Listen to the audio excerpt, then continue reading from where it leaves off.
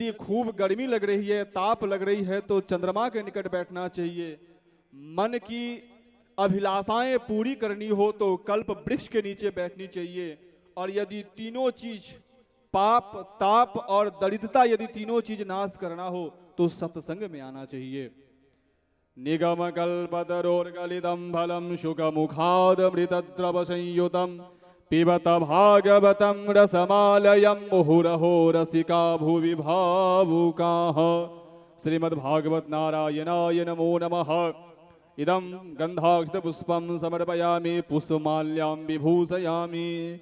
सेवन्तिका वकुलचम्पकपाटलाब्जै पुण्यगजादिकरबिलरसालपुष्पै बिल्वप्रवालतुलसीदलमञ्जरीभिस्त्वां पूजयामि जगदीश्वर मे प्रसीद।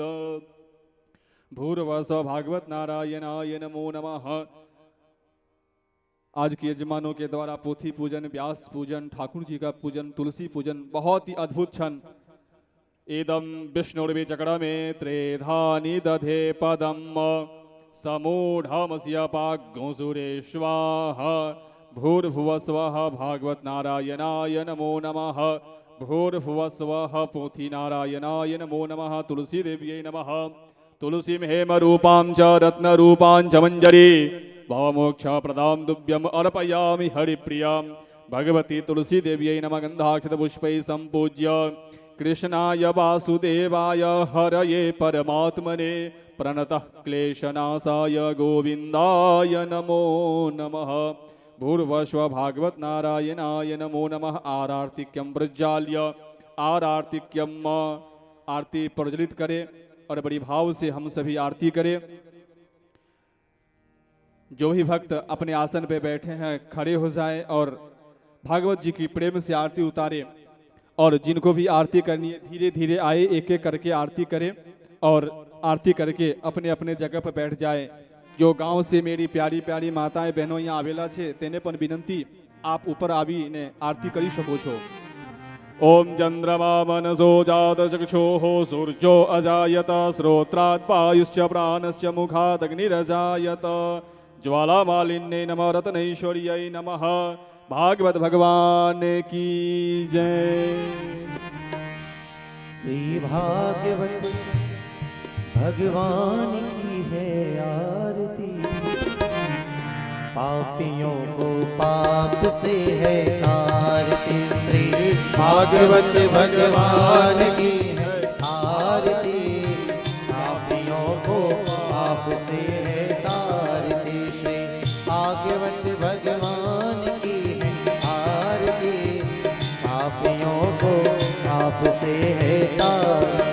ये अमर ग्रंथ, ये मुक्ति पंथ, ये पंचम वेद निराला, अब ज्योति जगाने वाला। ये अमर ग्रंथ, ये मुक्ति पंथ, ये पंचम वेद निराला, अब ज्योति जगाने वाला। हरि नाम यही, हरि ध्यान यही, हरि नाम यही, हरि ध्यान यही, जग के मंगल की है आरती। पापियों को पाप से है तारती। श्री भागवत भगवान की है आरती। पापियों को पाप से है तारती।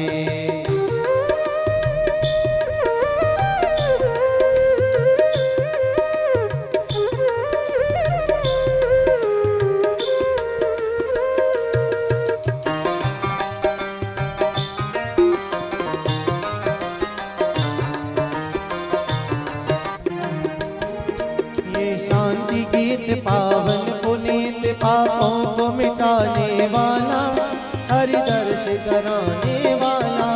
ये शांति गीत पावन पुनीत पापों को मिटाने वाला, हरि दर्श कराने वाला। है सुख करनी है दुख हरणी, है सुख करनी है दुख हरणी, श्री मधुसूदन की है आरती। पापियों को पाप से है तारती। श्री भागवत भगवान की है आरती। पापियों को पाप से है तार दे।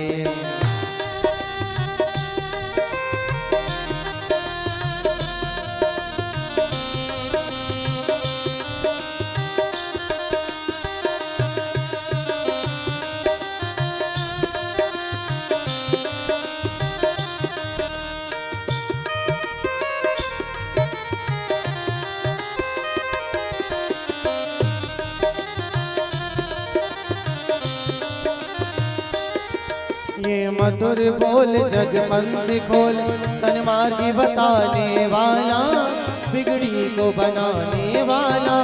ये मधुर बोल जगपंथ खोल, सन्मार्गी बताने वाला, बिगड़ी को बनाने वाला। श्री राम यही घनश्याम यही, श्री राम यही घनश्याम यही, प्रभु की महिमा की है आरती।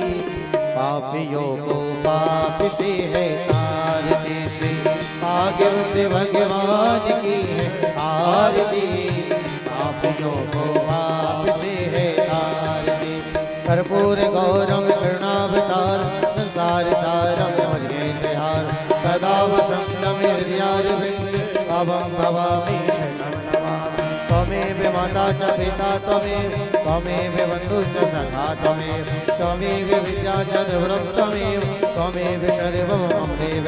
हरे राम राम राम हरे हरे, हरे कृष्ण कृष्ण कृष्ण हरे हरे, कृष्ण कृष्ण हरे हरे, कृष्ण कृष्ण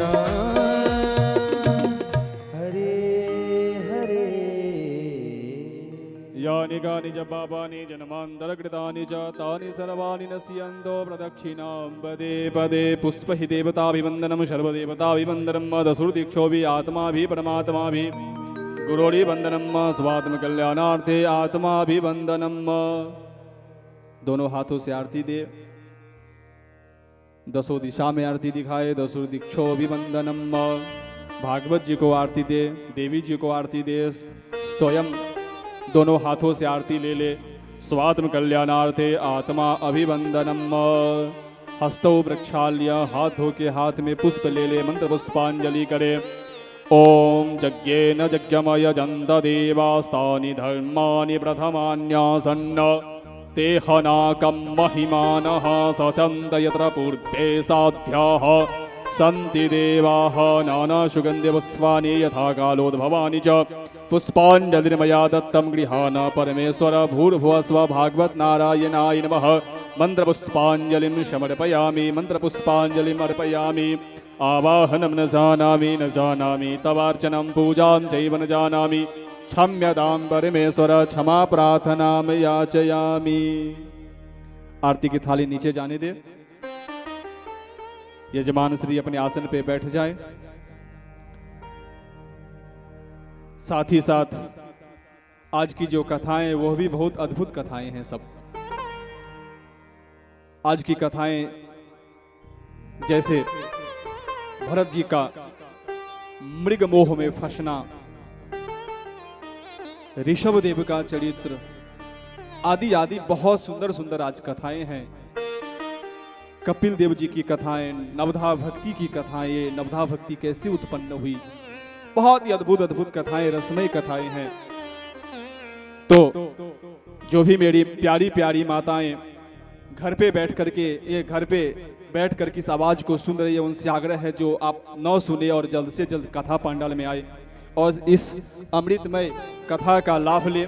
साथ ही साथ जो माताएं नहीं आ सकती है उनके लिए देवी भव्या जी करके यूट्यूब चैनल है जो लाइव है, जितनी भी आरती हो रही है, अभी हुई है, पूरी कथा झांकी तक की वो पूरी कथा यूट्यूब पे लाइव हो रही है।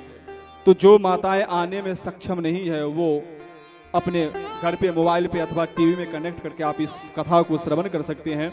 आइए विशेष समय न लेंगे, हम देवी जी से आग्रह करें कि आज की जो अद्भुत कथाएं, रसयुक्त कथाएं हैं, अपने वाणी के माध्यम से, कथाओं के माध्यम से इस ज्ञान रूपी गंगा में हम सभी को डुबकी लगाते हुए हम सभी के जीवन को धन्य करें। एक बार जयकारा करेंगे, राधा रानी सरकार की।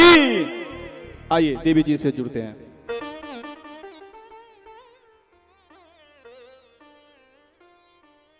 राधे राधे। राधे राधे राधे राधे। प्रेम से बोलिए राधा रानी सरकार की जय। ओम स्वस्ति श्री गणेशाय नमः। ओम स्वस्ति श्री सरस्वत्यै नमः। ओम स्वस्ति श्री गुरुचरण कमलेभ्यो नमः। ओम नमो भगवते वासुदेवाय नमः। वक्रतुंड महाकाय सूर्यकोटि समप्रभा निर्विघ्नं कुरु मे देवा सर्वकालेषु सर्वदा। नमस्ते शारदे देवी सरस्वती मति प्रदे वशत्वं मम जीवहाग्रहे सर्वविद्या प्रदा भव। कृष्णं नारायणं वन्दे कृष्णं वन्दे व्रजप्रियं कृष्णं द्वैपायनं वन्दे कृष्णं वन्दे पृथासुतं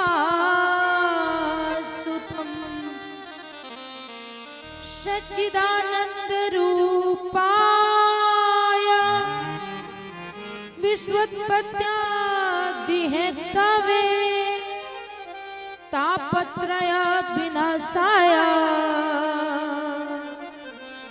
श्रीकृष्णाय वयं नमः।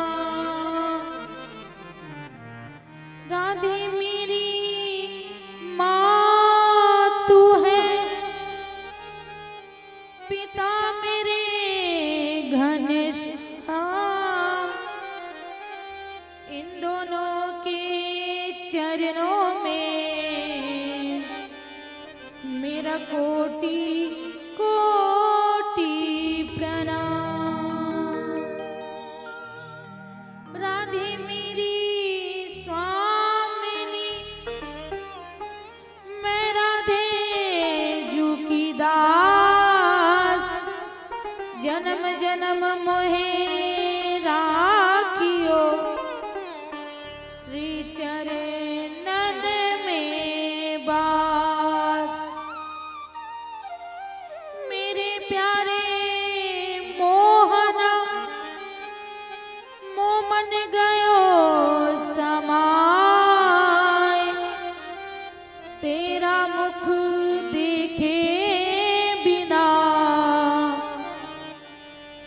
मोहे कछु नाही सुहाय। लेत सदा सुधी दीन की सहज दया के धाम। जननी जनक से जीव के प्रभु श्री सीताराम।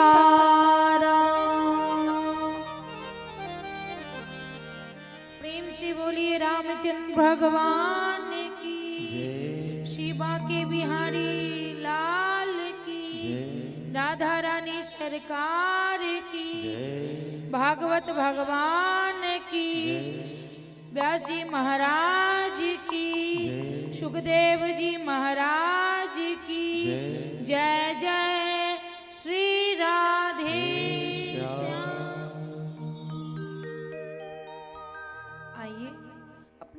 वाणी को पवित्र करने के लिए भगवान का संकीर्तन करते हैं।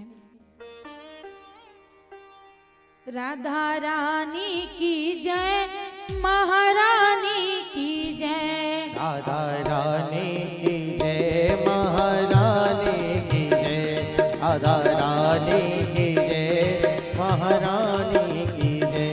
राधा रानी की जय, महारानी की जय। राधा रानी की जय, महारानी की जय। बोलो बरसाने वाली की जय जय जय। ओ बोलो बरसाने वाली की जय जय जय। बरसाने वाली की जय जय जय।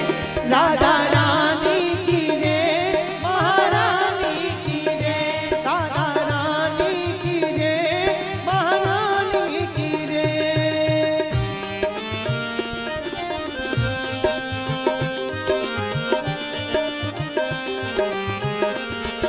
तो राधिका रानी की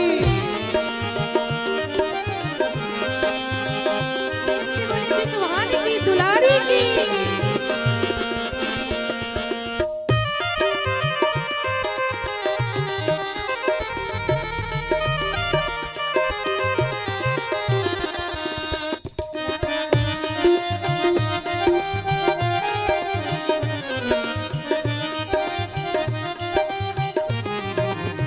राधा रानी की जय, महारानी की जय। राधा रानी की जय, महारानी की जय। राधा रानी की जय, सभी लोग गाइए। महारानी की जय। राधा रानी की जय, महारानी की जय। बोलो बरसाने वाली की जय जय जय। बोलो बरसाने वाली की जय जय जय। बोलो बरसाने वाली की जय जय जय। बोलो बरसाने वाली की जय जय जय।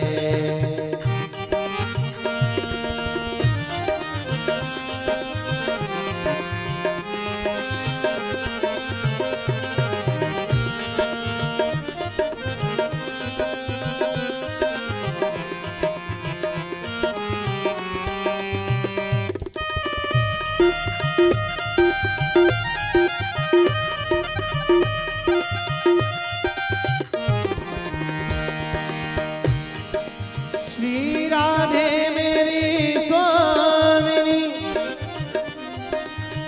मैं राधे तेरो दास। जन्म जन्म मोहे दीजियो ब्रज वृंदावन वास। चंद्रमुख लख चंद्र कृष्णा, जग उजाले हो गए।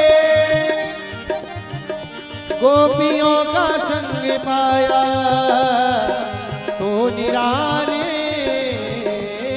हो गए। जब से गोरी राधी हो गए, इसलिए कहते हैं बस उसी दिन से मेरे घनश्याम काले हो गए। राधा रानी की जय, महारानी की जय। राधा रानी की जय, महारानी की जय। राधा रानी की जय, महारानी की जय। राधा रानी की जय, महारानी की जय। राधा रानी की जय, महारानी की जय। राधा रानी की जय, महारानी की जय।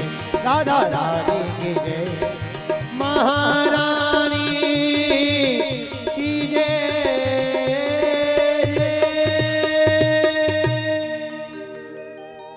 प्रेम से बोलिए राधा रानी सरकार की जय। आज 3 दिन तक, 2 दिन तक तो मैंने यही बताया कि कथा कैसे सुनना चाहिए, कैसे करना चाहिए, क्या प्राप्त होता है। लेकिन असल कथा तब प्रारंभ होता है जब सुखदेव जी अपने मुख से परीक्षित को कहते हैं। जो बड़े बड़े वक्ता हैं ना, वो यहीं से कथा आरंभ करते हैं, लेकिन हम ये करते हैं कि ताकि समझाए कि पहले किसने सुना है। आज हम जैसे सोमवार का व्रत करते हैं तो पहले देखते हैं कि सबसे पहले किसने व्रत किया था और इससे क्या फल मिले, तब मन में भाव जगती है। और बिना जाने हम कथा कर लेंगे तो हम जान नहीं पाएंगे कि परीक्षित कौन है, सुखदेव जी कौन है। इसके लिए आरंभ से बताते हैं। तो श्री सुखदेव जी कह रहे हैं परीक्षित से कि परीक्षित, एक समय की बात है जब नारायण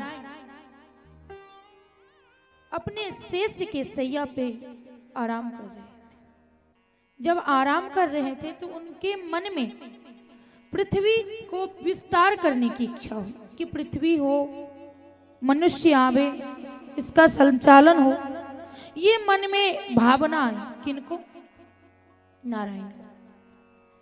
तो उन्होंने जैसे ही मन में भावना आई, माता लक्ष्मी चरण दबा रही थी, उनके नाभि से एक पौधा निकला। देखते देखते पौधा आकाश की ओर चला गया और कुछ समय बाद उसमें से फूल निकला, कमल का पुष्प। कमल की पुष्प पे भवड़ी इतनी जीभ थी, जितनी बड़ी भवड़ी होती है ना मधुमक्खी, उतनी बड़ी जीभ थी। देखते देखते वो मनुष्य के रूप धारण कर लिया। 5 मुख था उनका। वो सोचने लगा कि मैं कौन हूं, कहां से आया हूं और मुझे क्या करना है। अचानक आधी रात्रि में हमें कोई कहीं उठा करके रखा है तो हम क्या सोचेंगे कि मैं कौन हूं, कहां से आ गई, क्यों आई यहाँ पे। बस सेम हुआ। और उनका नाम क्या था पता है? ब्रह्मा जी। तो आप लोग के मन में होगा कि ब्रह्मा जी की 3 ही मुख है, आपने 5 कैसे कह दिया? ब्रह्मा जी की अभी 4 मुख है।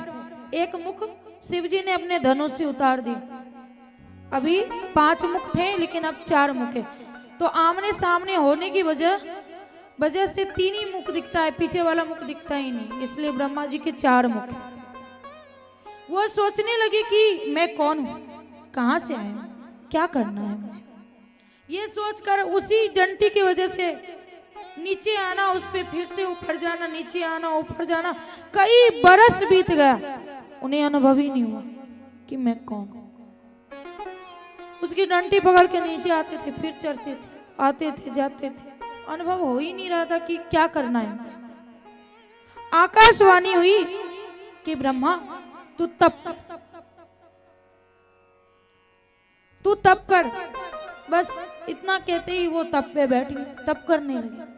कई 1000 वर्ष बीत गया। जब बीता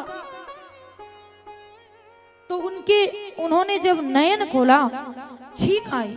छींक से मैल निकलती है ना नाक से, वो मैल निकली और मैल एक जीव का रूप धारण।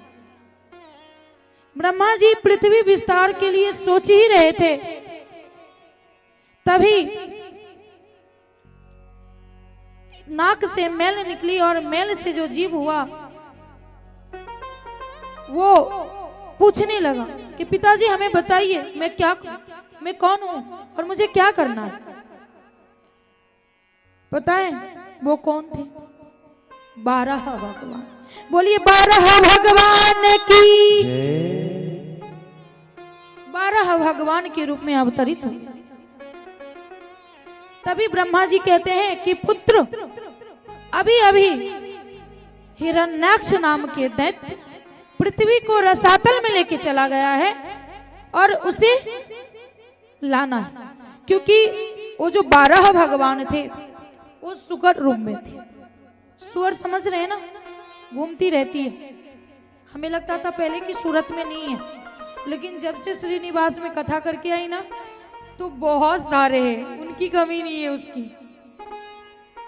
तो उसके रूप में भगवान थे, क्योंकि उससे जो आगे की 2 दांत होती है ना, उससे पृथ्वी खोदने की या किसी चीज को खोदने की क्षमता अत्यधिक है।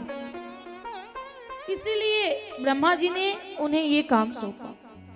खोदते खोदते वो रसातल में गए और हिरण्याक्ष पृथ्वी को लेकर के रसातल में गया ही था। कितने दिन तक युद्ध चले, कई साल बीत गए। कभी भगवान जीतते थे, कभी हिरण्याक्ष जीतता था। कभी भगवान जीतते थे, कभी हिरण्याक्ष जीतता था। और जितने देवतागण थे ऊपर से देख रहे थे, कुछ बोल नहीं रहे थे, क्योंकि अगर दैत्य जीत जाता तो उन लोगों की दशा दुर्दशा में बदल जाती, इसलिए वो कुछ बोल नहीं रहे थे। समय आया, इस बार भगवान ने हिरण्याक्ष को समाप्त कर दिया, उद्धार कर दिया। लेकिन तब भी देवतागण कुछ नहीं बोल रहे।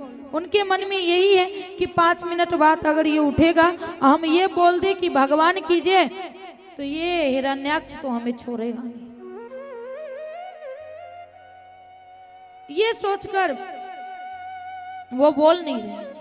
जब 5 से 7 मिनट हुई, वो हिला डोला नहीं, तब सभी लोग बोलने लगे, 12 भगवान की जय, क्योंकि 12 भगवान की विजय हुई। अपने दोनों दांत पे पृथ्वी को लेकर के पुनः स्थापित किए। तब पूछते हैं परीक्षित कि ये हिरण्याक्ष था कौन? आपने बताया तो ये जानने की तो होगी ना मन में, आप लोग के मन में भी होगी कि हिरण्याक्ष था कौन, किसका पुत्र था, कहां से आया, कौन सा दैत्य था। तब कहते हैं सुखदेव जी महाराज कि एक समय की बात है, संध्या काल की समय थी। कश्यप मुनि जी अपनी संध्या पूजन के लिए जा रहे थे और उनकी पत्नी थी दिति। दिति मैया कहने लगती हैं कश्यप जी से कि स्वामी, हमें काम तेज कर रहा है, कृपया करके हमें शांत कीजिए। कश्यप मुनि जी कहते हैं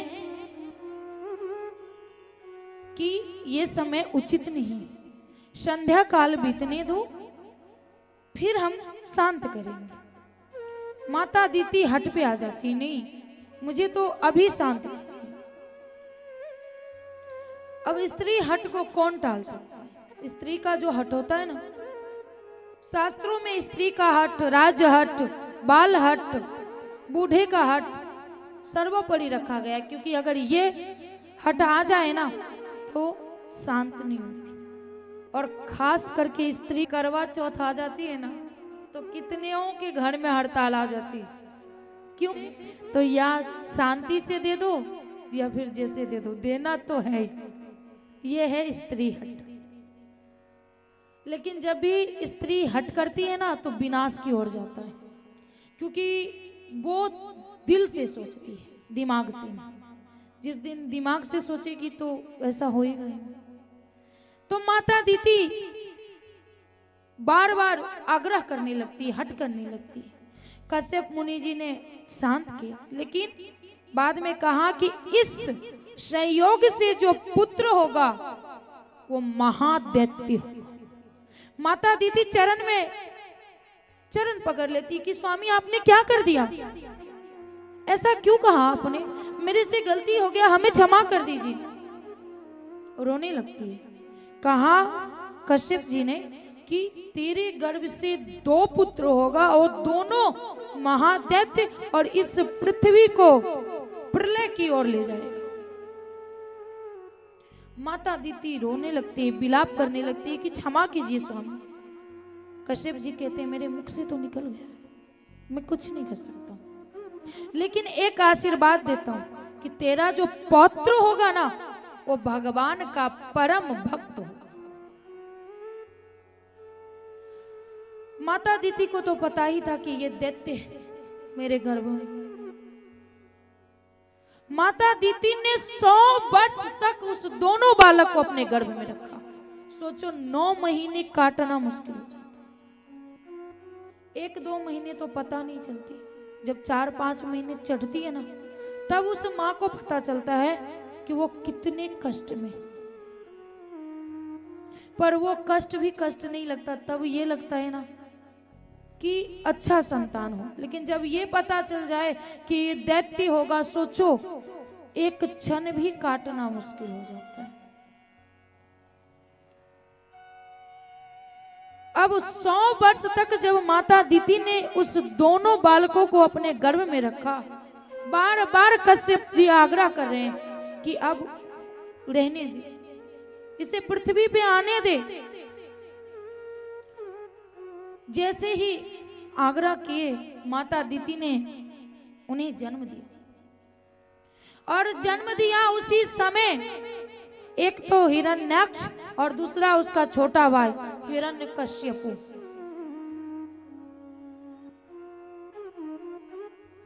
अब ये दोनों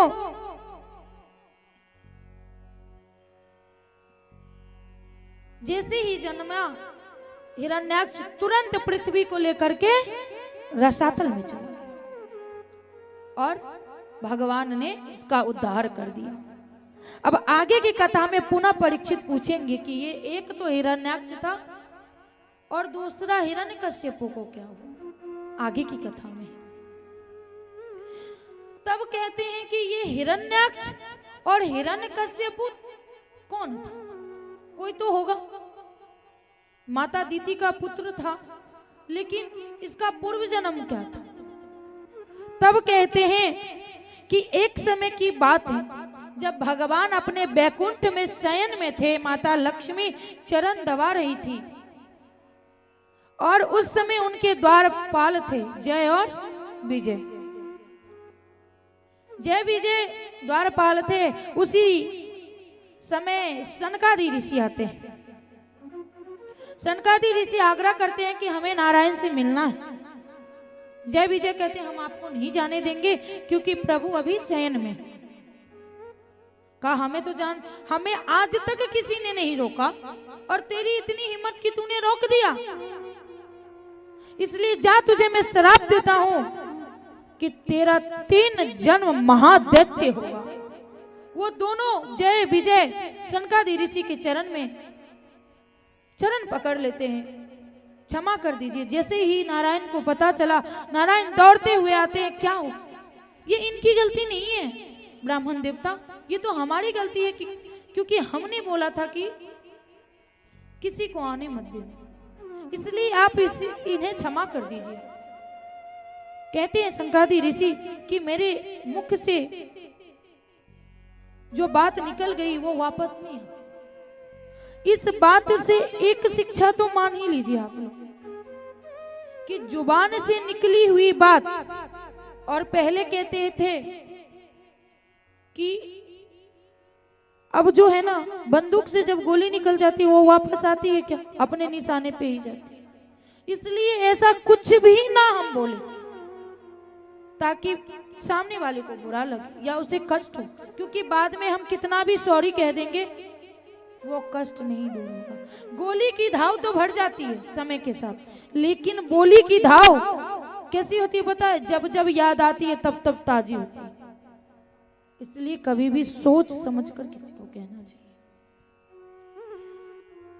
बाद में कहते हैं नारायण कि तू चिंतित मत हो, तू 3 जन्म दैत्य बनेगा ना तो तीनों जन्म मैं खुद तुम्हें उद्धार करने आऊंगा। फिर परीक्षित पूछते हैं कि वो 3 जन्म कौन कौन सा है, तो कहते हैं पहला जन्म तो वही है जो तूने प्रश्न किया, हिरण्याक्ष और हिरण्यकश्यपु, और दूसरा रावण और कुंभकर्ण, तीसरा शिशुपाल और दंतवक्र। तीनों में रावण और कुंभकर्ण को राम जी बन के आए और शिशुपाल और दंतवक्र के लिए भगवान कृष्ण बन के आए। हिरण्यकश्यपु और हिरण्याक्ष को मारने के लिए एक बार 12 भगवान और दूसरी बार नरसिंह भगवान। तीनों ये जो 4 रूप हैं उन्हीं का रूप। चारों बार वो अपने भक्त को उद्धार करने के लिए आए थे। उसी समय जैसे ही श्राप मिला उन्हें, श्राप, उसी समय माता दिति का ये संयोग हुआ था। उसी तत्क्षण माता दिति के गर्भ में आकर के वो स्थापित हो गए। ये बात कौन कह रहे हैं? सुखदेव जी महाराज परीक्षित से कह रहे हैं। इसके बाद ब्रह्मा जी की रची हुई अनेक प्रकार की सृष्टि है, जिसमें ब्रह्मा जी ने सबसे पहले उनके सनकादि ऋषि पुत्र हुए, सनक, सनंदन, सनातन और सनत कुमार। ये उनके 4 पुत्र पहले हुए। उन्होंने सोचा मन में कि ये लोग पृथ्वी का विस्तार करेंगे, लेकिन वो तो ब्रह्मचारी बन के ही आए।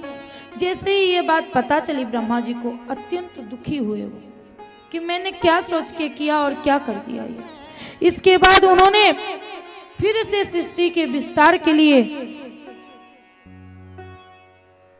सोचा। जैसे ही पता चला कि ये लोग ब्रह्मचारी बन गए, गुस्सा आया उन्हें, क्रोध आया, और क्रोध के समय ये भ्रकुटी के बीच से भगवान शिव का अवतार होता है। भगवान शिव का अवतार कहां से होता है? ब्रह्मा जी के भ्रकुटी से। ये दोनों भो के बीच से शिव जी का अवतार होता है। इसके बाद उन्होंने 10 पुत्र और उत्पन्न किए, जिसमें मरीचि, अत्रि, अंगिरा, पुलह, कृति, भृगु, वशिष्ठ, दक्ष और 10 में हुए नारद जी। इनसे भी कुछ खास नहीं हुई। तब उन्होंने बाएं से शत्रुपा और दाहिने से मनु का जन्म दिया, अवतार किए। बाएं से शत्रुपा और दाहिने से मनु। हम किसके वंशज हैं? मनु और शत्रुपा के। और वो मनु शत्रुपा कहां से है? मनु जो थे ब्रह्मा जी की दाहिने भाग, और शत्रुपा जो थी बाईं अंग से। इसीलिए स्त्री का अंग कौन सा है? बाईं, और पुरुष दाहिना। इसके बाद मनु शत्रुपा की उत्पत्ति होती है। मनु शत्रुपा के 5 संतान होते हैं। पहले तो 2 पुत्र होते हैं, उत्तानपाद और प्रियव्रत। इसके बाद उनकी 3 पुत्री होती है, आकुति, देवहूति और प्रसूति। आकुति का विवाह रुचि प्रजापति से हुआ, देवहूति का विवाह कर्दम प्रजापति से हुआ, और प्रसूति का विवाह दक्ष प्रजापति से हुआ।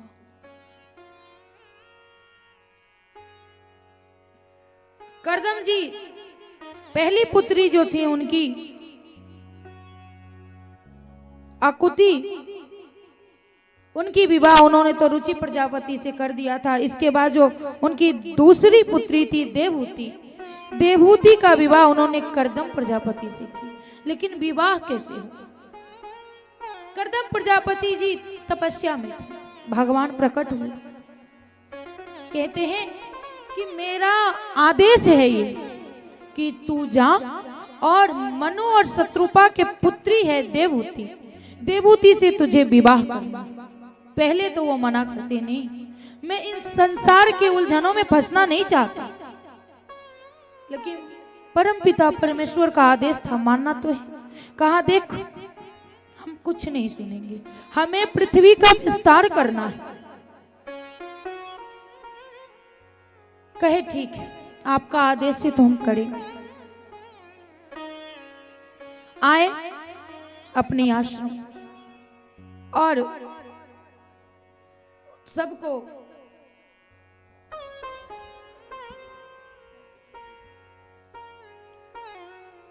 उन्हें पता ही था कि देवहूति की माता पिता मनु और शत्रुपा आने वाली हैं।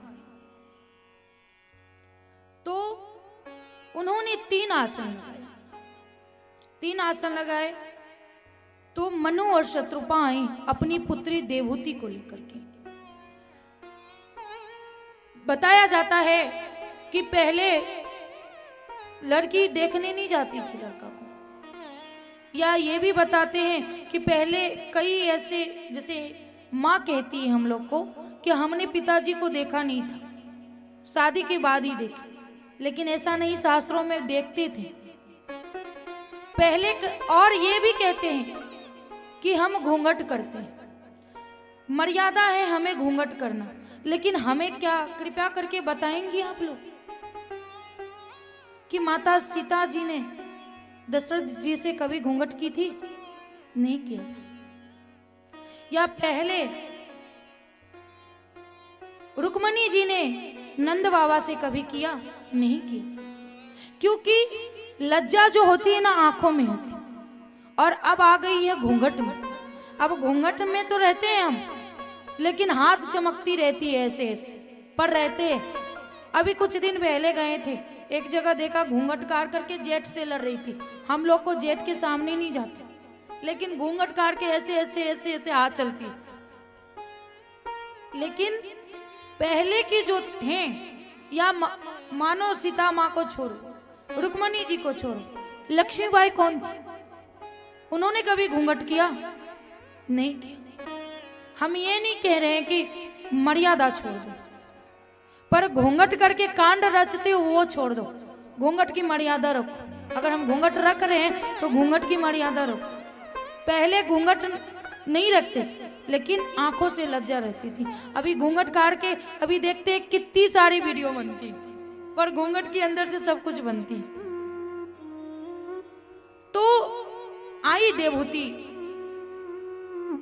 मनु और शत्रुपा अपने आसन पर विराजमान होते, लेकिन देवहूति नहीं बैठी। देवहूति क्यों नहीं बैठी? क्योंकि मन से पति मान चुकी थी। अगर हम किसी को पति मान लेते हैं ना, तो वो हमारे लिए प्रभु है, या फिर वो माने या ना माने वो उनकी इच्छा होती है। लेकिन अगर मन से मान लिया है तो उनकी आदेशों को पालन करना, वो जैसा कहेंगे वैसे करना। हम उन्हें परमेश्वर मानते हैं, कहा जाता है पति परमेश्वर होते हैं।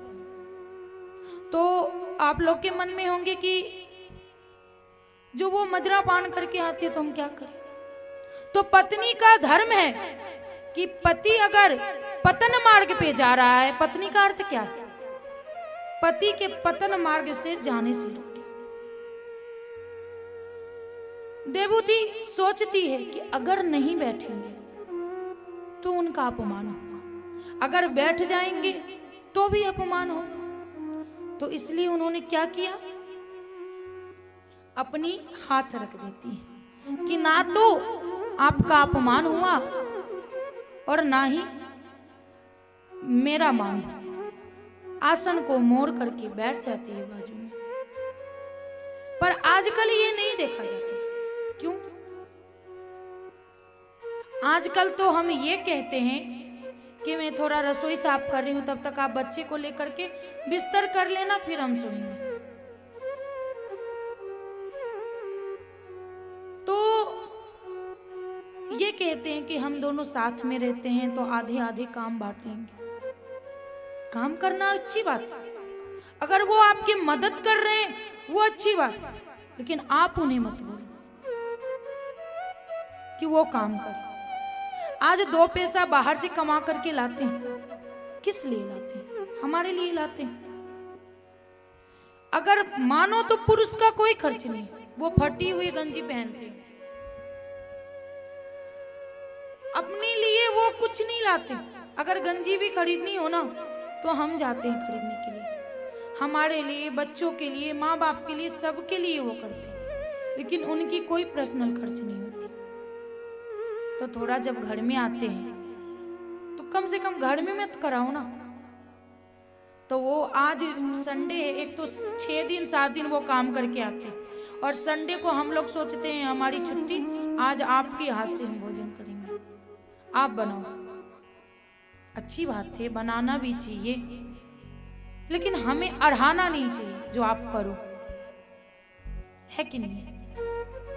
क्योंकि वो स्वामी है, हम उनके दासी हैं, और हमेशा हम दासी रहेंगे। हम अपने आप को उनके चरण की धूल मानते हैं, भले वो अपने हृदय के हिस्सा माने हमें, लेकिन हम हैं उनके चरण की धूल। वो तो उनकी बरकपन है कि वो हमारे मतलब हमें अपने हृदय में रखते हैं। अगर वो खुशी रहेंगे ना तो सब कुछ। अगर पत्नी खुश रहेगी तो माता लक्ष्मी स्वयं आ जाती है, और माता लक्ष्मी आ जाती है तो नारायण भी आते हैं। और आप लोग अगर नारायण को अपमान करोगे तो माता लक्ष्मी कदई नहीं आएंगी, वो नहीं आती, क्योंकि वो सब कुछ सहन कर सकती है, लेकिन पति का अपमान नहीं। तो उन्होंने बात तो पहले से पक्की हो चुकी थी कि शादी करना ही है, उन्होंने हामी पार दी, पर एक शर्त रखा। क्या? कहा कि जब एक पुत्र हो जाएगा तो मैं पुनः वन में चला जाऊंगा।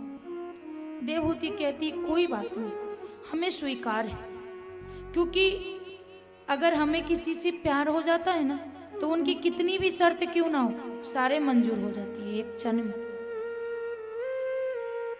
विवाह अच्छे से संपन्न होती है, अच्छे से आयोजन रखते हैं मनु जी, अच्छे से विवाह होती है, अच्छे से दान दहेज भी देते हैं। तो मन में होगा कि उन लोगों ने दहेज दिया तो अच्छा खासा हम भी मांग लेते हैं।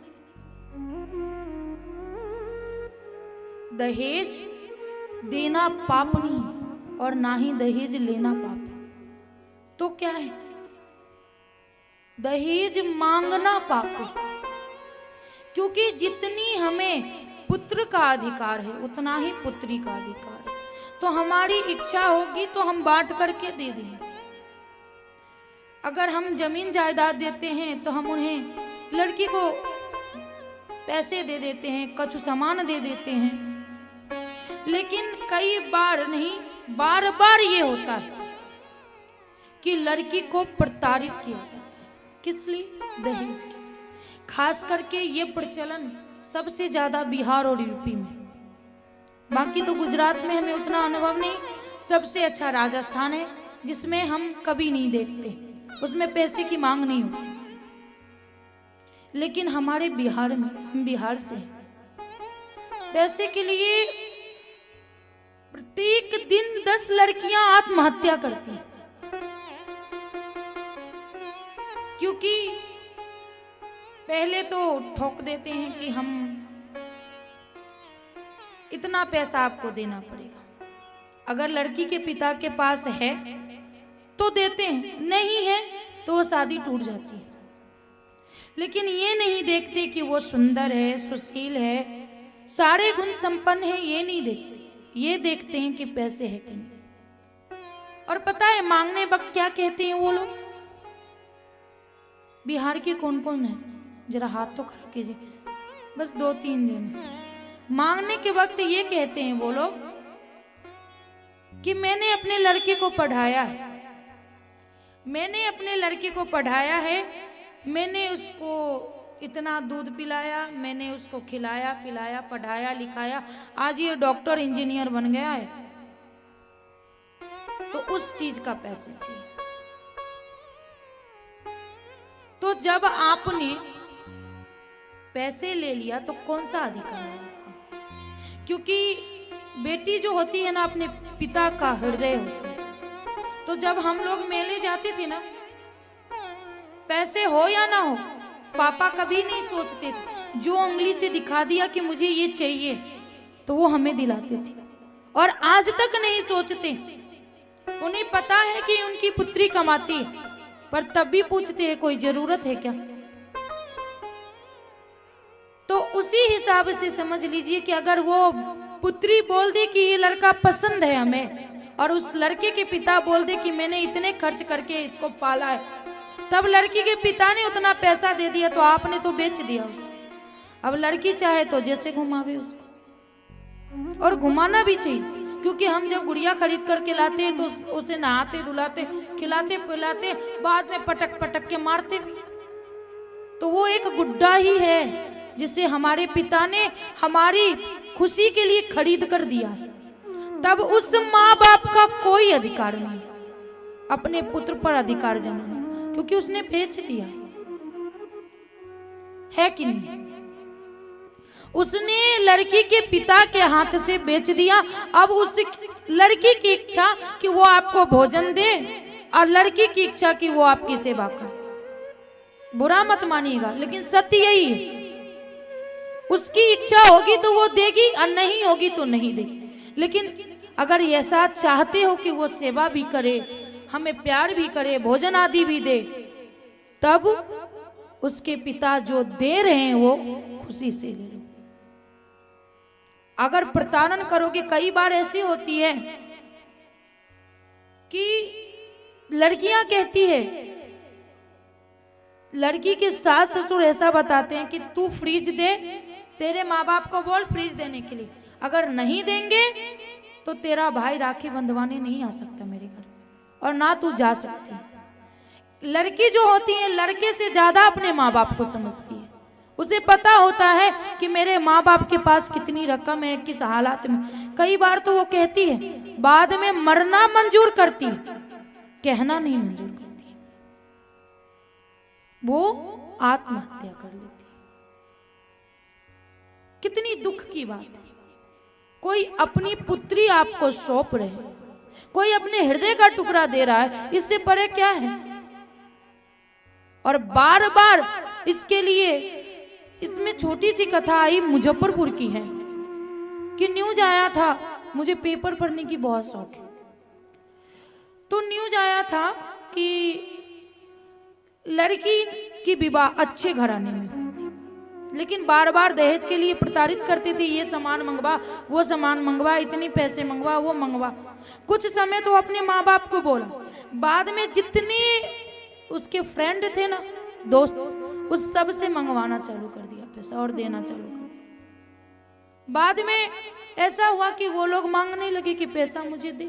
अब पैसा वो बेचारी कहाँ से लावे, इसलिए उसने आत्महत्या कर ली। जैसे ही उसने आत्महत्या की तो सारे दोस्त बताने लगे कि हमसे भी पैसा ली थी, हमसे पैसा ली थी, हमसे पैसा ली।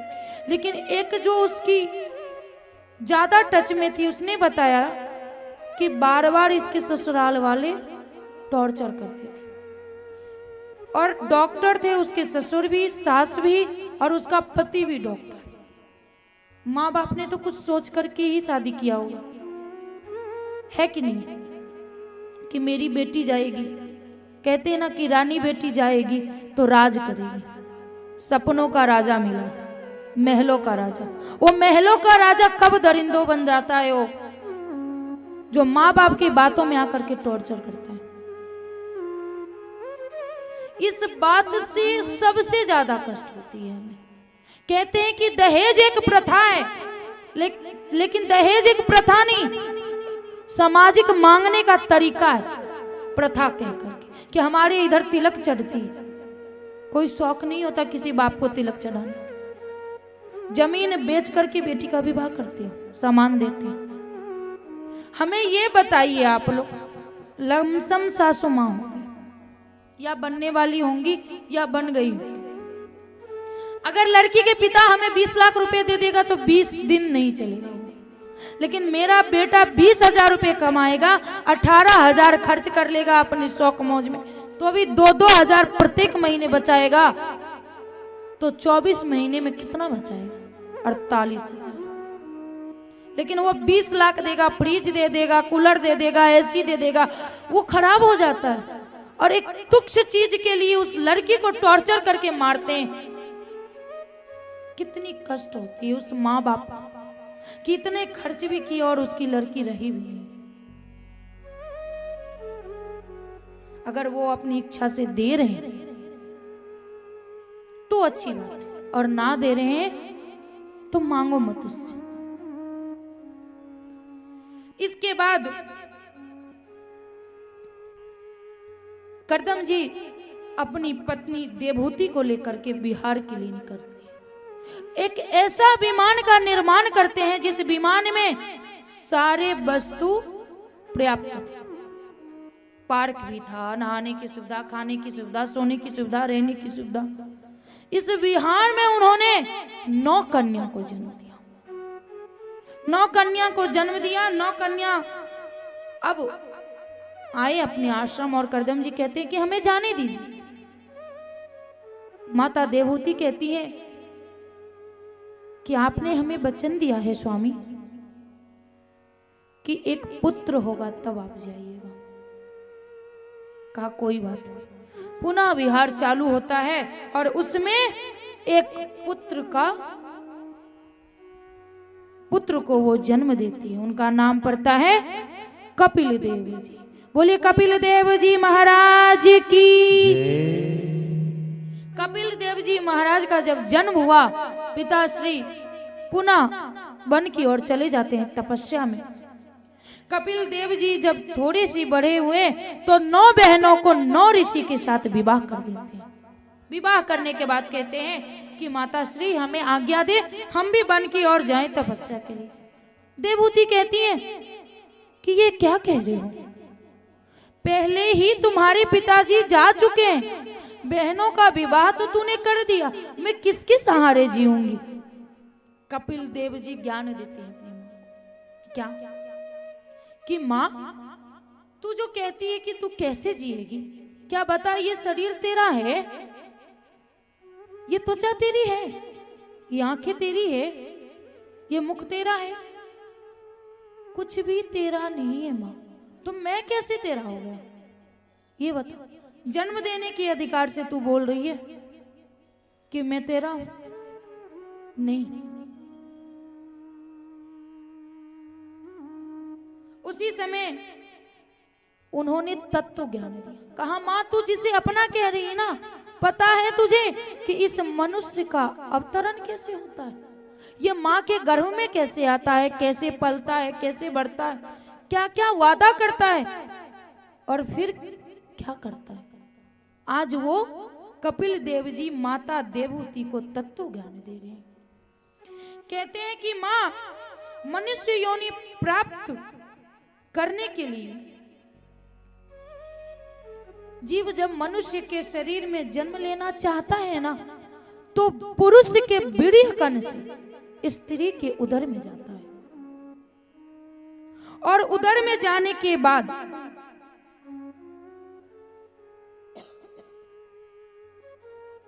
एक रज में मिल करके एक कलल का रूप ले लेता है। इसके बाद 5 रात्रि में बूंद बूंद जैसा बन जाता है। बूंद पानी की बूंद होती है वैसा। इसके बाद जब 10 दिन बीतता है तो एक बेर का सामान ले जो होता है ना अंडा वाला प्राणी, वो सब अंडे के रूप में परिणित हो जाता है, अंडे के रूप में ले लेता है। इसके बाद जब 1 महीने होता है तो वो बेर में से एक सिर निकल आता है, छोटा सा सिर। जब 2 मास बीतती है तो उस बेर में से हाथ और पांव निकलते हैं। तीसरे मास में नख, रोम, अस्थि, चर्म और स्त्री पुरुष का चिन्ह मिलता है। तभी तो डॉक्टर वो क्या बोलते हैं सोनोग्राफी करके तीसरे महीने में देख लेता है और जब लड़की होती है उसे मार देता है कि नहीं। भले लड़की ही बुढ़ापे की सहारा है ये सब जानते, लेकिन तो भी लड़कियों का नाश करते। अब तो सरकार ने थोड़ा सा रोक लगा दिया है जो ऐसा नहीं होगा, लेकिन कितने हैं ऐसे राक्षस डॉक्टर जो छिप छिप के करते हैं। लेकिन 3 मास में उसे ये पता चल जाता है, जब 4थे मास आता है तो मांसा आदि बनता है। ये जो मांस है ना वो चढ़ती है, 7 धातुएं पैदा हो जाती है। 5वें महीने में उस बालक या बालिका जो भी है गर्भ में उसे भूख और प्यास लगती है, भूख प्यास लगती है। 6ठे मास में झिल्ली से लिपट करके वो दाहिने कोख में आ जाती है, दाहिने तरफ, जिसे डॉक्टर बोलते हैं बच्चा उल्टा है। दाहिने तरफ बच्चा है, बच्चा उल्टा। बच्चा हमेशा उल्टा ही रहता है, समय के अनुसार वो सीधा होता है। जब 9वें महीने चढ़ता है ना तब वो अपने आप ही सीधा हो जाता है। वैसे डॉक्टर ऐसे ही बोल देते कि थोड़ा, अब की मैया भी सोचती हैं कि आराम हो और डॉक्टर भी समझ लिया है कि आराम ये लोग चाहते हैं तो वो लोग लिख देते हैं बेड रेस्ट। अभी ये हिलेगी डोलेगी नहीं, अभी से बेड रेस्ट है। वो जो बालक अथवा बालिका होती है वो बहुत सुकुमार होती है। सोचो कि थोड़ी सी हाथ कटती है हमें किचन में और हम हल्दी को छूते हैं तो कष्ट होता है ना, बिल्कुल कष्ट होता है। इसके बाद वो जो सुकुमार होता है और पेट में रहता है कीड़ा, वो नोचता है बार बार, और हम तीखे नमकीन कड़वा भोजन जब करते हैं ना उस घाव पे लगती है बच्चे को, और वो बच्चा छटपटाता है, कष्ट झेलता है, उसे कष्ट होता है। लेकिन मैया नहीं जानती, मैया ये सोचती है कि कहीं बाद में लाड़ ना टपके, इसलिए जो मन हो खा ले। इस व्यासपीठ से जो बोलूंगी उचित ही बोलूंगी। यही लोग बोलते हैं कि अभी नहीं खाएंगे ना तो बाद में लाड़ टपकेगा, ऐसा कुछ नहीं होता। वो अपने खाने की मांगने की तरीका होती है सब। अभी तो आधी रात्रि में बोल दे कि मुझे मंचूरियन खानी है, थोड़ा तीखा स्पाइसी बनवाना, भले बच्चे को कुछ भी हो हम खाएंगे, पर ऐसा नहीं करना चाहिए, उसे कष्ट होता है। तब वो बालक अत्यंत क्लेशों के कारण क्षण क्षण में वो अचेत होता है, बेहोश होता है। उसे जब कष्ट होती है ना तो बार बार अचेत होता है। देखते हैं ना, बोलते चल रहा है बालक गर्भ में, चल नहीं रहा है, वो छटपटा रहा है। वो जो बैतरणी नदी जितनी गंदी होती ना उससे कई ज्यादा गंदी ये गर्भ है।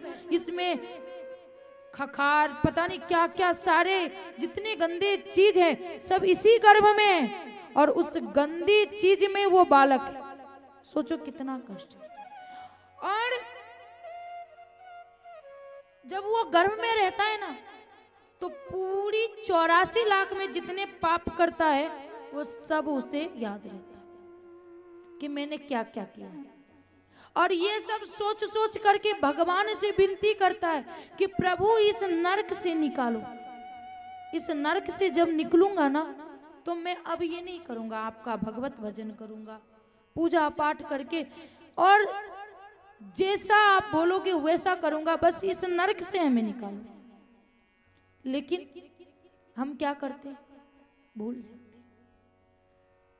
जैसे ही बालक का जन्म होता है उतना कष्ट उसने झेला है। इसके बाद जितनी माँ को कष्ट होती है उससे कई ज्यादा उस बालक को कष्ट होती है जन्म के समय में। आज ऑपरेशन होता है तो भी बेतरीका से डॉक्टर खींचता है, उसे सोचो कितना कष्ट होता है। वो कष्ट होता है जब वो पृथ्वी पे आता है ना तो भूल जाता है कि मैंने क्या ही वादा किया है।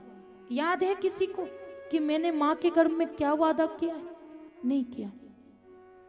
लेकिन अब जान लो कि हमने वादा किया है कि प्रभु मैं किसी को कष्ट नहीं दूंगा, प्रभु मैं पूजा पाठ करूंगा, ब्राह्मणों का सेवा करूंगा, मेरे वजह से किसी को कष्ट नहीं होगा।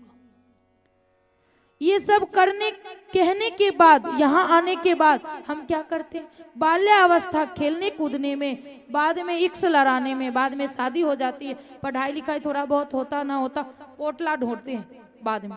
जो पढ़ लिया वो अच्छा, बाद में पोटला ढोएंगे, लेकिन पढ़ते भी नहीं। और इसके बाद यही घर का रामा कहानी, समय हो गई पूरा, पुनः उसी 84 में है आना, कोई नहीं रोक सकता। लेकिन आज हमने जान लिया है कि भगवान से मैंने वादा किया है, उस वादा पे खरे उतरना है, हमें भगवान का सेवा करना है। हमें बताइए कि जिसने ज्यादा खा लिया वो क्या लेके गया, या जिसने ज्यादा अर्जित कर लिया धन वो क्या लेके गया, या फिर जिसने ज्यादा कमा लिया उसने क्या कर लिया? सब यही छोड़ के जाना है।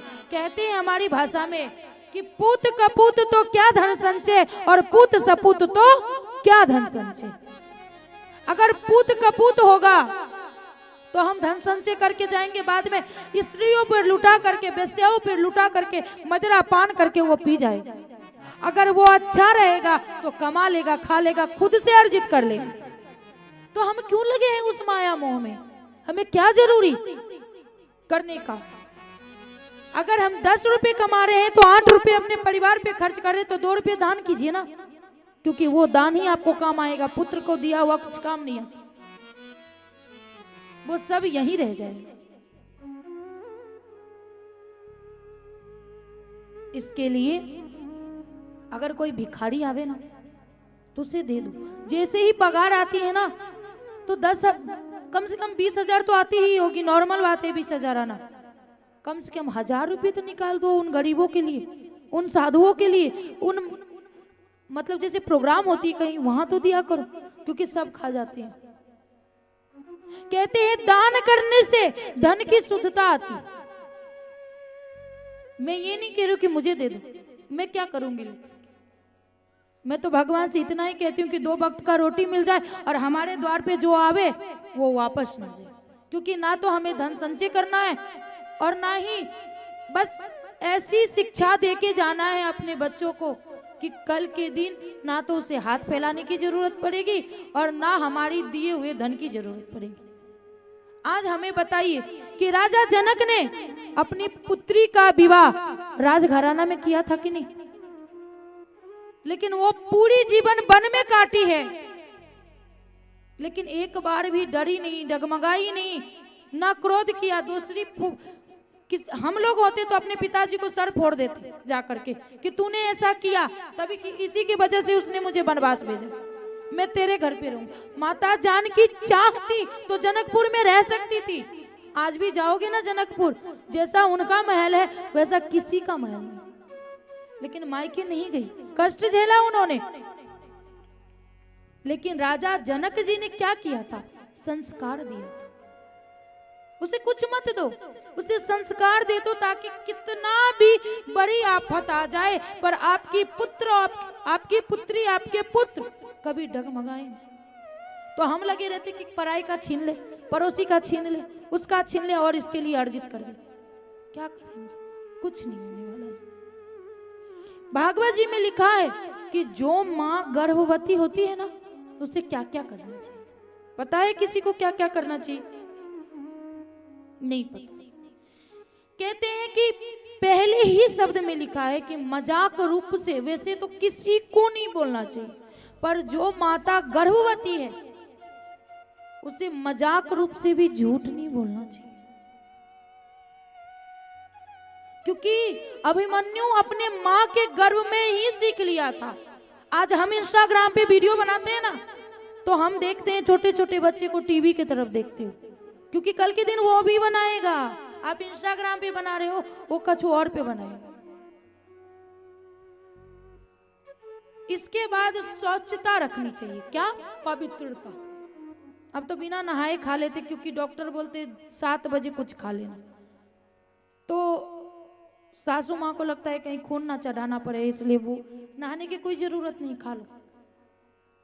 इसके बाद अपनी शत्रु पर भी दया करना चाहिए, क्योंकि हम एक लड़की से माँ के रूप में आने वाले हैं, और माँ जो होती है वो दया रूपी होती है। माँ को किसी पे क्रोध नहीं आता, चाहे वो शत्रु हो या कोई भी हो, दया आती। हमेशा शत्रु पे भी उस स्त्री को दया रखनी चाहिए और हमेशा दान करनी चाहिए। तो आपके मन में होगा हमारे पास सक्षमता नहीं, हम कैसे दान करें? गौ को रोटी तो खिला सकते हैं ना, उसमें कौन से पैसे लग रहे? अगर हमारे पास उतनी सक्षमता नहीं है तो हम नित्य अपने हाथ से गौ को रोटी खिलाएंगे, छोटे छोटे बालकों को टॉफी देंगे, ताकि वो खुश रहेगा ना। उसकी मन अगर खुश होगा तो सारे संस्कार मेरे बच्चे पे जाएगा। इसके बाद एक ही समय भोजन करनी चाहिए।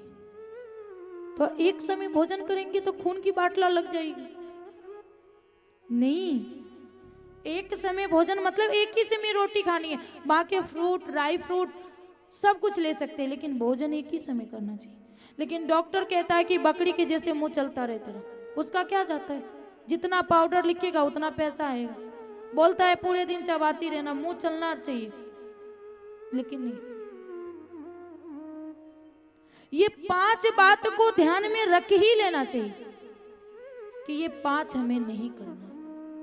कम से कम कहते हैं कि जब गर्भवती होती है ना, तब उन्हें भागवत जी का पाठ करना चाहिए, रामायण का पाठ करना चाहिए, प्रभु का भजन कीर्तन करना चाहिए, शिव पुराण का वो करना चाहिए। क्योंकि जैसे स्वरूप को देखेंगे ना, सेम वैसा स्वरूप आता है।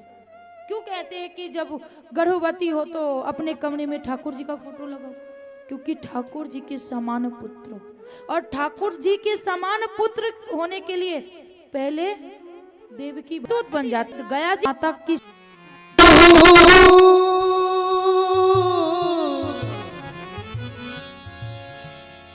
हरदम तू तैयार है पाप कमाने के, तैयार है पाप कमाने के लिए। कुछ तो समय निकाल हरि गुण गाने के लिए, कुछ तो समय निकाल हरि गुण गाने के लिए। हरदम तू तैयार है पाप कमाने के लिए, कुछ तो समय निकाल हरि गुण गाने के लिए, कुछ तो समय निकाल हरि गुण गाने के लिए।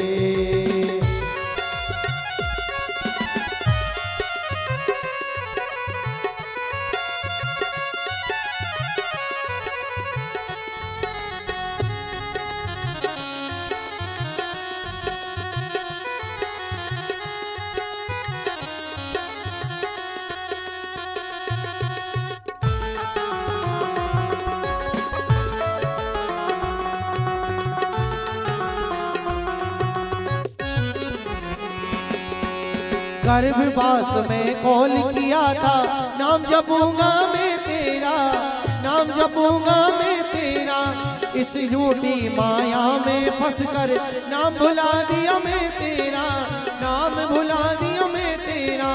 ऋषि मुनि तब आते हैं, ऋषि मुनि तब आते हैं समझाने के लिए, ऋषि मुनि तब आते हैं समझाने के लिए। इसलिए कुछ तो समय निकाल हरि गुण गाने के लिए, कुछ तो समय निकाल हरि गुण गाने के लिए। हरदम तू तैयार है पाप कमाने के लिए, हरदम तू तैयार है पाप कमाने के लिए। कुछ तो समय निकाल हरि गुण गाने के लिए, कुछ तो समय निकाल हरि गुण गाने के लिए।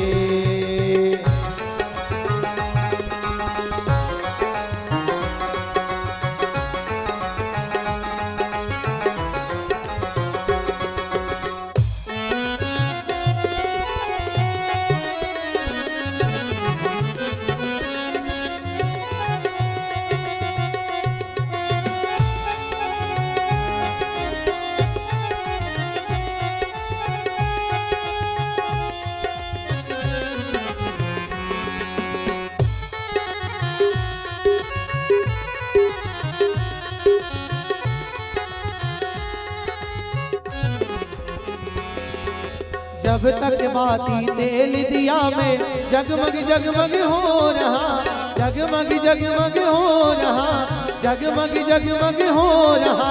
चुप गया तेल झपट गई बाती, ले चल हो रहा, ले चल हो रहा। चार लोग मिल आते हैं, चार लोग मिल आते हैं ले जाने के लिए, चार लोग मिल आते हैं ले जाने के लिए। कुछ तो समय निकाल हरि गुण गाने के लिए, कुछ तो समय निकाल हरि गुण गाने के लिए।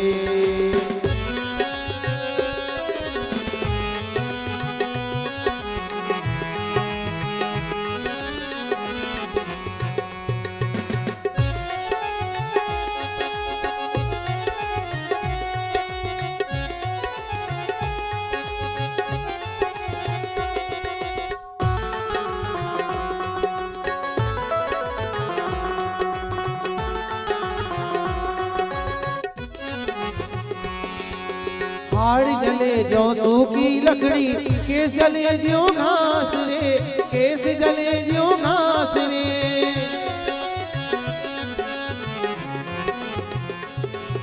कंचन जैसी काया जल गई, कोई ना आया पास रे, कोई ना आया पास रे। अपने पराए होते हैं, ओ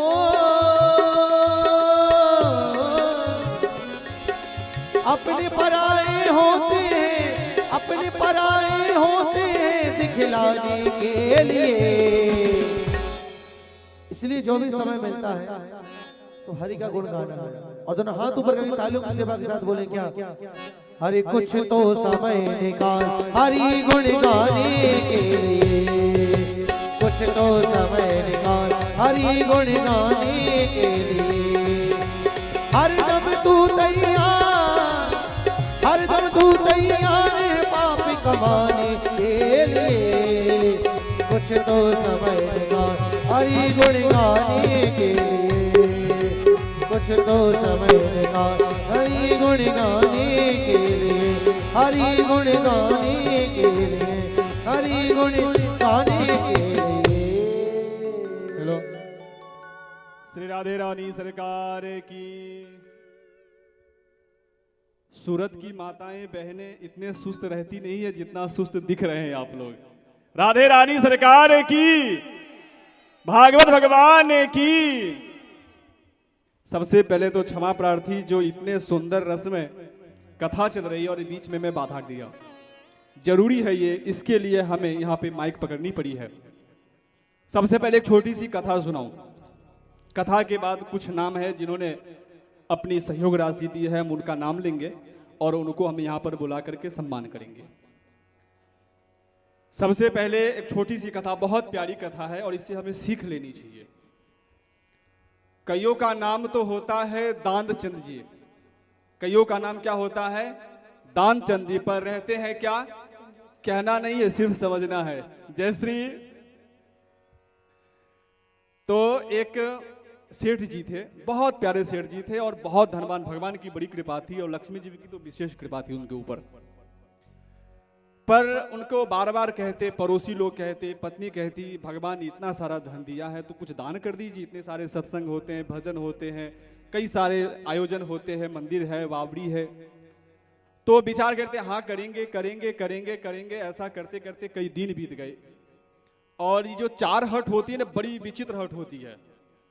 सबसे पहले बालक का हट, यदि ठान लिया ना बच्चा जो मुझे चॉकलेट डेयरी मिल्क खानी है तो खानी है, अब उसको कहीं से लाके दो। दूसरा योगी का हट, बड़े बड़े योगी है ना जो ठान लेंगे मुझे ये चीज करना है, वो भी बड़े बड़े राजा, अभी बोलते हैं नेता लोग। समझने की जरूरत है, जो कर लेंगे, जो नियम लगाना है तो लगाना है, वो लगा के रहेंगे। और दूसरा है मेरी प्यारी प्यारी माताओं का हट। यदि अपने श्री पति श्री से कह दिए मुझे ये चाहिए तो चाहिए,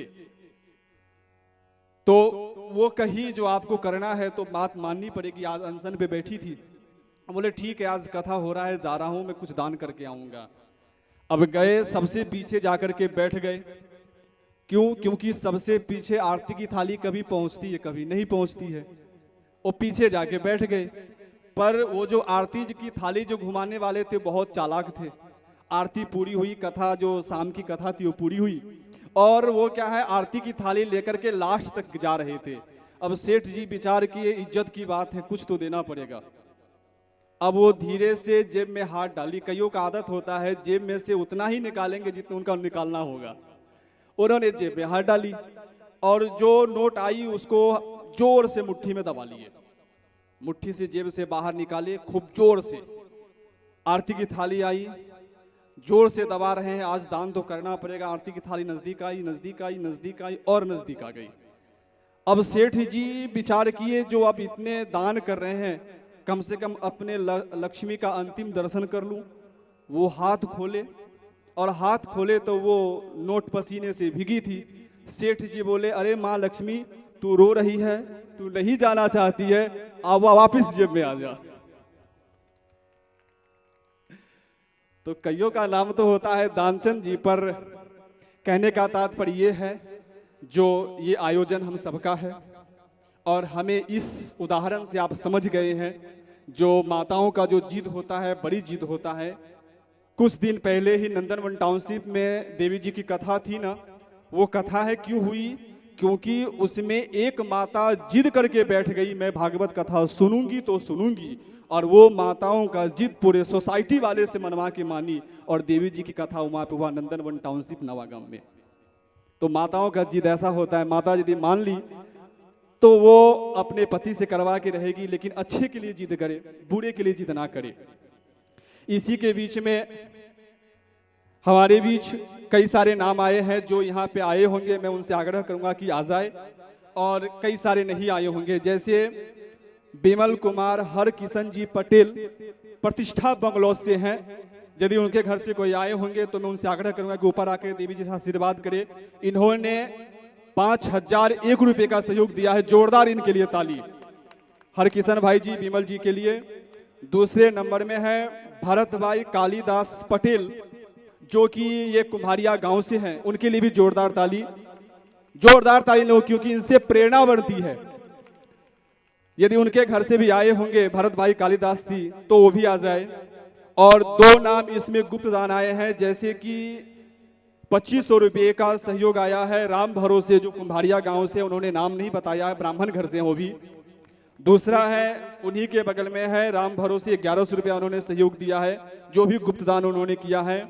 और तीसरे आगे जो नाम है वो वैभव लग्जरिया से है, वैभव लग्जरिया से, जिन्होंने शुरू दिन से लेकर के जो जुड़े हैं वो उनको पता होगा, शुरू दिन से हमारे साथ रह करके प्रत्येक घर जाना। कहीं तो क्या होता है, हम दोनों जाते हैं तो कहीं डांट भी सुननी पड़ती है, महाराज कहाँ से आ गए आप लोग, और कहीं इतना सम्मान मिलता है, महाराज कहीं चाय पिए बगैर आप हमारे घर से नहीं जा सकते, इतना सम्मान मिलता है। तो हालांकि हम धर्म प्रचारक हैं, जो आगे जाते हैं उनको अच्छाई भी मिलती है, बुराई भी मिलती है। तो ये हमारे जानी दादा साहब जो हैं वैभव लग्जरिया से, इन्होंने 11,000 का सहयोग दिया है।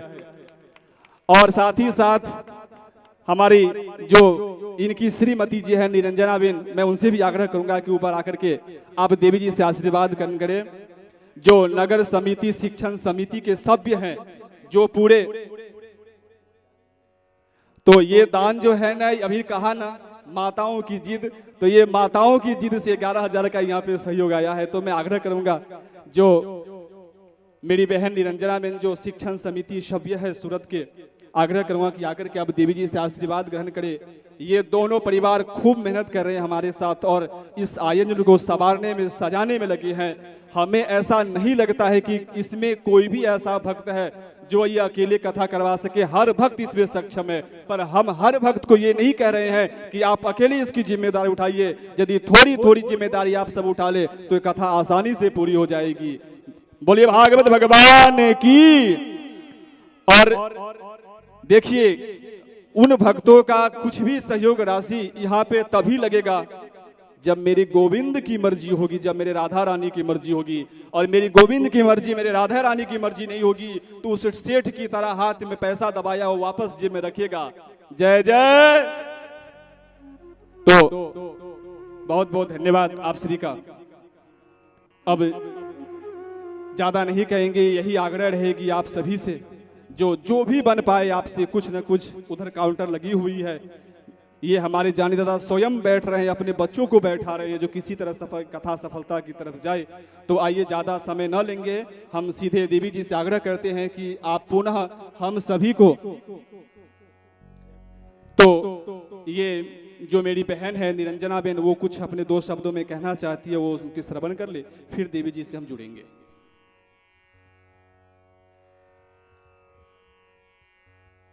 भव्या जी के चरणों में नमस्कार, और आप सब श्रोतागण के आगे भी मेरी नमस्कार। भागवत कथा का जो यहाँ पे आप लोग रसपान कर रहे हैं, वास्तव में जो नसीबदार होता है और भगवान की जिसके ऊपर कृपा होती है वही इस गंगा में हाथ धो सकते हैं, इस गंगा को सर पे चढ़ा सकते हैं और भगवान का भजन कर सकते हैं। अभी यहाँ से बात हो रही थी दान की। मैं मानती हूँ घर की गृह मंत्री हमारी बहनें हैं। घर का पूरा संचालन वही करती है ना। महीने में पतिदेव चाहे कितना भी कमा ले और आपको 20,000 रुपये दे देते कि घर चला लेना, तो आप ही संचालन कर सकती है घर का। खाना पीना, बच्चों को संभालना, फीस जमा करना, समाज में जाना, दान धर्म करना, और समाज का जो कोई आपका रिश्तेदार के कहीं शादी है तो वहाँ पर भी जाके उनको भेंट देना, वो भी आपका काम है। कभी आप शिकायत नहीं करती। और उसी 20,000 में हम अगर भाई को बोल दे, हस्बैंड को बोल दे कि आप घर चला लेना, चला पाएंगे? आपसे आंसर मिलना चाहिए, चला पाएंगे घर? उनसे हो पाएगा? हाँ, तो आज हमारी इच्छा ये है कि हमारे जो इस अवसर पर भैया जी यहाँ पर जो हमें कथा का रसपान करा रहे हैं, उनको अपनी ओर से जितना भी हो सके दान धर्म हम कर सके उतना करने की कोशिश करें। और आपके द्वारा जो भी यहाँ पे दिया जाएगा वो बहुत अच्छा पुण्य का काम रहेगा, ये सोच के कल मैं आपसे विनती करती हूँ कि आपके साथ आपके पतिदेव भी आने चाहिए। जितनी महिलाओं की संख्या है ना, उतनी संख्या भाइयों की भी होनी चाहिए। और जो भी डिसीजन लिया जाएगा दान धर्म का, वो दोनों मिल के रहेंगे, ठीक है ना? तो कल से अपेक्षा रखते हैं आपसे कि और ज़्यादा से ज़्यादा श्रोतागण यहाँ पे आए, पति पत्नी दोनों मिलकर आप इस गंगा में हाथ डुबो के सर तक ले जाए और आप अच्छा दान करें, जिससे यहाँ पर जो आज का जो आशय है वो आशय को हम सिद्ध कर पाए। Thank you very much. जय माता जी। श्री राधे रानी सरकार की। और कल तो बड़ी उत्सव है, जो मेरी प्यारी प्यारी माताएं भाइयों जो जुड़े हैं उनको बताने की जरूरत नहीं है कि भागवत कथा के चतुर्थ दिवस में क्या होता है। कल क्या है? कल हमारे लल्ला का प्राकट्य उत्सव है। अब हम बड़ी धूमधाम से भगवान श्री बालकृष्ण का प्राकट्य उत्सव मनाएंगे, बढ़िया से इस पंडाल को सजाएंगे। ऐसा नहीं देखना है कि हम जाएं, कौन सजाए इसको, कौन बैलून लगाए, कौन क्या करे।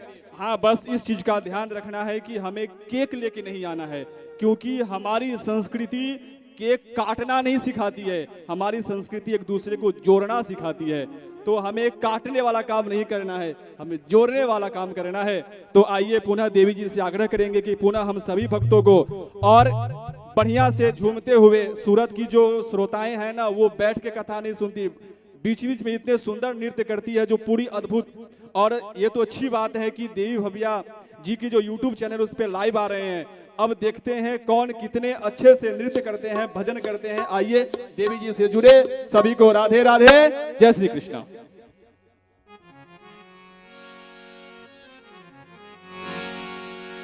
हो मेरी लगी श्याम संग प्रीत, किस किस की श्याम संग प्रीत लगी है? जरा मस्ती में झूमते हुए नाचते हुए बोलेंगे क्या? हो मेरी लगी श्याम संग प्रीत, ये दुनिया क्या जाने। मेरी लगी श्याम संग प्रीत, ओ मेरी लगी श्याम संग प्रीत, ये दुनिया क्या जाने। क्या जाने कोई क्या जाने, क्या जाने कोई क्या जाने, क्या जाने कोई क्या जाने। करके सभी खड़ी हो जाइए, तब आनंद आएगा। नहीं तो बैठे बैठे तो आनंद नहीं आ रहा है, कब से पैर भी दुख गए होगा। तो सभी लोग खड़े होकर के झूमते साथ झूमते झूमते प्रीत लगाते हैं प्रभु को। हो मेरी लगी श्याम संग प्रीत, ये दुनिया क्या जाने। मेरी लगी श्याम संग प्रीत, ये दुनिया क्या जाने। क्या जाने कोई क्या जाने, क्या जाने कोई क्या जाने। मुझे मिल गया, मुझे मिल गया, मुझे मिल गया मन का मीत, ये दुनिया क्या जाने। मुझे मिल गया मन का मीत, ये दुनिया क्या जाने।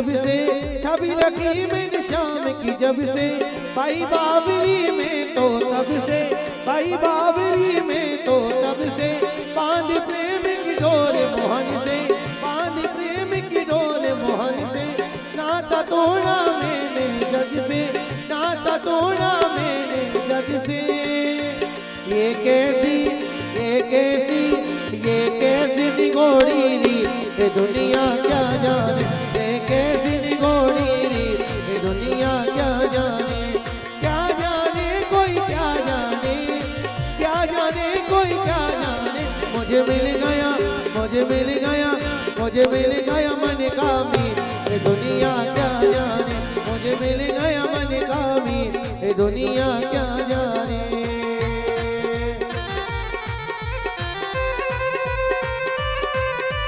बोलो बाकी बिहारी लाल की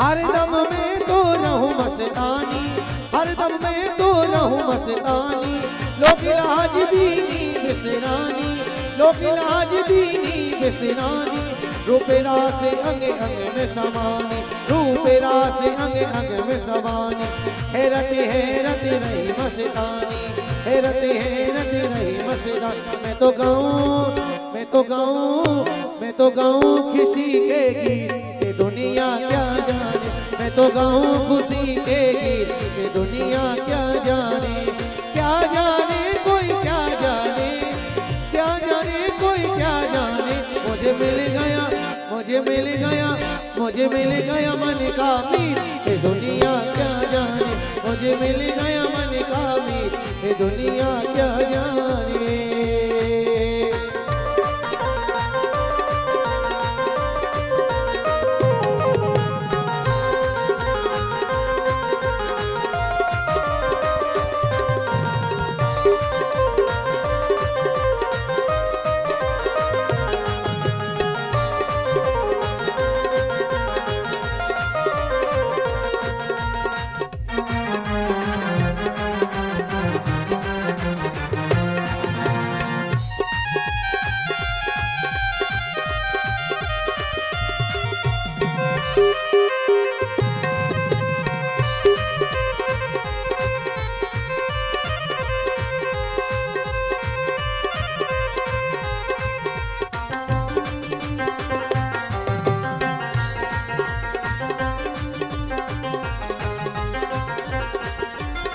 मोहन ने ऐसी बंसी बजाई मोहन ने ऐसी बंसी बजाई सबने अपनी सुध बिसराई सबने अपनी सुध बिसराई गोपे गोपियां भागी आई गोपे गोपियां भागी आई लोक लाज कुछ काम न आई लोक लाज कुछ काम न आई ओ फेरे बाजी उठा रे संगी ये दुनिया क्या जाने फेरे बाजी उठा रे संगी ये दुनिया क्या जाने मेरी लगी श्याम संग में ये दुनिया क्या जाने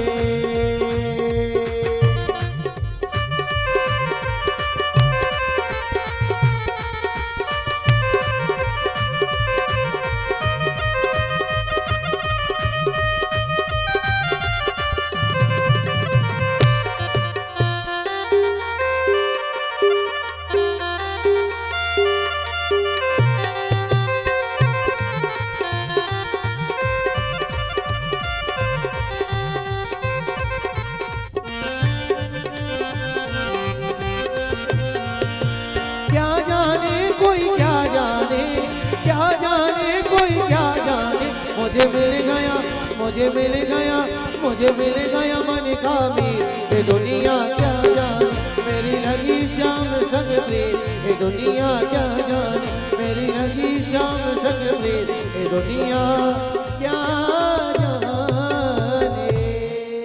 श्री राधे रानी सरकार की। एक रह गया था, जागृति महिला मंडल से जो भी माताएं आई हैं वो देवी जी का सम्मान करना चाहती है। तो जो भी जागृति महिला मंडल से जो भी मेरी माताएं, प्यारी प्यारी माताएं आई है, तो वो देवी जी का सम्मान करे और देवी जी से आग्रह कि आप हम सबको फिर से कथा से जोड़े और ज्ञान रूपी गंगा में हम सबको बार बार डुबकी लगाए और हमारी सभी के जीवन को धन्य करे। राधे रानी सरकार की। 2 दिन के बाद तीसरे दिन लगा है, जो आज सभी भक्तों में थोड़ी ऊर्जा आई है, थोड़ी उत्साह आई है। तो राधे रानी सरकार की। आइए पुनः देवी से जुड़े और महिला मंडल उनका सम्मान कर दे।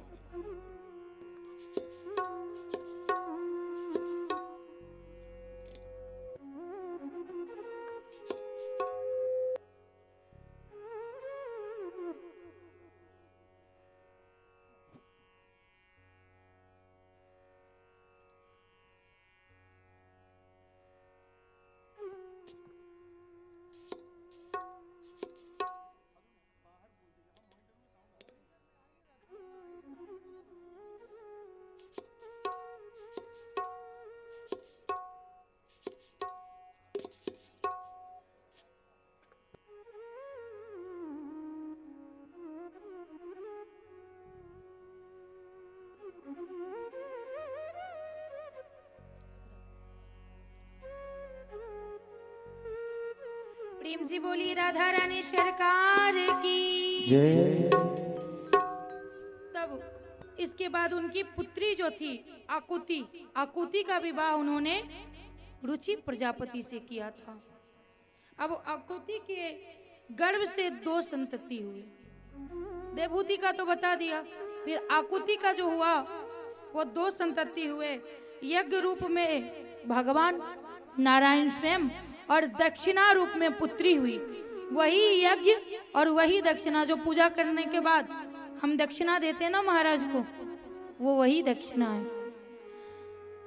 इसके बाद मनु जी जब यज्ञ और दक्षिणा हुई तो दक्षिणा को लेकर के मनु जी अपने घर चले गए, ताकि 2 बच्चे संभालने में दिक्कत हो जाती कई बार। जब दक्षिणा बड़ी हुई तो उन्होंने आग्रह किया, क्योंकि दक्षिणा माता स्वयं थी। दक्षिणा ने आग्रह किया कि हमें यज्ञ से ही विवाह करनी है, क्योंकि लक्ष्मी हमेशा चाहेंगी कि उन्हें नारायण से ही विवाह हो। फिर विवाह योग्य होने पर उन्होंने दक्षिणा का विवाह यज्ञ से कर दिया। इसके बाद यज्ञ भगवान और दक्षिणा के जो हुए पुत्र वो हुए 12, जिसमें तोष, प्रतोष, संतोष, भद्र, शांति, इसके बाद इधम, कवि, विभु, स्वहन, सुदेव और रोचन। ये सब किनके पुत्र हुए? यज्ञ के। फिर प्रसूति का विवाह उन्होंने ब्रह्मा जी के पुत्र दक्ष प्रजापति से कर दिया। दक्ष प्रजापति से हुए। उन्हें वैसे तो बहुत पुत्रियां थी, लेकिन जब भागवत जी लिखी गई थी ना, तो सिर्फ सुंदर नेत्रों वाली 16 कन्याएं थी। बाद में कई हजार हुई, लेकिन जब भागवत जी लिखे गए थे तब 16 कन्याएं ही थी, जिसमें से भगवान ने दक्ष ने 13 धर्म को दिया, 1 अग्नि को, 1 समस्त पितृगण को, और 1 माता सती थी जो भगवान शंकर की हुई। तो धर्म की जो पत्नी थी उससे 13 पुत्र हुए, जिसमें श्रद्धा, मैत्री, दया, शांति, तुष्टि, पुष्टि, क्रिया, उन्नति, बुद्धि, मेघा, तितिक्षा, हिरी और मूर्ति। ये उनकी धर्म की पत्नियों से 13 पुत्र हुए। फिर अग्निदेव की जो पत्नी थी स्वाहा, स्वाहा से 3 हुए, पावन, पावक, पावमान और शुचि। पितर के पत्नी स्वधा से उन्होंने 2 पुत्री हुई, धारणी और वायुना। शिव की पत्नी सती थी, जिनसे कोई संतान नहीं। भगवान शिव कहते हैं, उस समय की बात है जब भगवान शिव और दक्ष प्रजापति के साथ थोड़ा सा मनमुटाव हुआ। अब मनमुटाव क्यों हुई? क्योंकि पहले किसी प्रकार के आयोजन जब होती थी ना, तो सभी को बुलाते थे, जितने ज्ञानी पुरुष होते थे, संत होते थे, ब्राह्मण को बुला करके पहले पूछते थे कि क्या करना उचित हो। इसलिए दक्ष ने सारे देवतागण को बुलाया और सारे ऋषिगण को बुलाया। वो यज्ञ करना चाहते थे। उसी में शिवजी भी आए थे। तो जो मेन रहता है वो पाछे से आता है। सारे देवतागण ऋषिगण आ चुके थे, लेकिन दक्ष नहीं आया। दक्ष जब पीछे से आया ना, तो जैसे ही दक्ष आया तो हमारी यही उचित होता कि जो हमसे बड़े आ रहे हैं तो हम लोग खड़े होकर के उनका स्वागत करें। तो सारे जन खड़े हो गए, जितने देवतागण थे, ऋषिगण थे, खड़े हो गए। लेकिन 2 खड़े नहीं हुए। कौन कौन? एक तो ब्रह्मा जी उनके पिता थे और दूसरे शंकर जी खड़े नहीं हुए। तो ब्रह्मा जी खड़े नहीं हुए, इस बात से उन्हें कष्ट नहीं हुआ, लेकिन शिव जी खड़े नहीं हुए, इस बात से बहुत कष्ट हुई। तो उन्होंने बताया कि एक तो इतना ये बड़ा पाखंडी है, दूसरा है तो ये मेरा दामाद है, तो दामाद तो पुत्र के समान होता है और पिता का सम्मान करता है। लेकिन ये कैसा है, ये तो उठा ही नहीं, इसने सम्मान नहीं किया मेरा। इस बात से उसे बहुत कष्ट हुआ। तब उसने क्या किया कि भगवान शंकर को बार बार अपमान करने का कोशिश की, बातों से। कई बार एकदम कटु कटु बोली बोल करके उन्होंने अपमान किया। लेकिन ये बात नंदी को सहन नहीं होता। जो हमारे स्वामी को कोई अपमान करे, हमें क्या सहन होगा? नहीं होगा, हमें कष्ट होता है। नंदी उठ के खड़ा होने लगे। शंकर जी हाथ पकड़ के कहते हैं, बैठ जा, क्योंकि ये ससुर और दामाद जी के बीच की बात है, तू बीच में मत आ। तो भी ये बहुत बोलते थे। लास्ट में नंदी जी खड़े होकर के श्राप दे दिया कि जा, तूने मेरे स्वामी का अपमान किया तो तेरा सिर बकरे का हो जाएगा। जैसे ही कहा तभी भृगु जी खड़े हो जाते। भृगु जी कहते हैं, तू दक्ष को श्राप दिया है, इसलिए मैं तुझे श्राप देता हूं, क्योंकि जितने शिव के भक्त होंगे वो पाखंडी होंगे, भस्म लपेटेंगे। जैसे ही ये बोलते हैं, फिर नंदी जी उन्हें श्राप दे देते हैं। कहते हैं कि तू जो हमें श्राप दिया है, मेरे स्वामी को श्राप दिया है, जिस इनके भक्त पाखंडी होंगे, इसलिए मैं तुझे श्राप दूंगा, श्राप देता हूं कि जितने ब्राह्मण होंगे वो सर्वभक्षी हो जाएंगे। ये सब बातें हो गई खत्म। इसके बाद शिव जी चले गए कैलाश पर्वत। कैलाश पर्वत चले गए। ये बात माता सती को उन्होंने नहीं बताई, लेकिन बदले की भाव जो आ जाती है मन में ना, बहुत कष्टदायी होती है। दक्ष के मन में बदले का भाव आ गया कि इसने मेरा अपमान किया है, इसलिए मैं इसे नहीं छोड़ूंगा, मैं भी इसे अपमान करूंगा। अब कहते हैं कि उस समय की बात है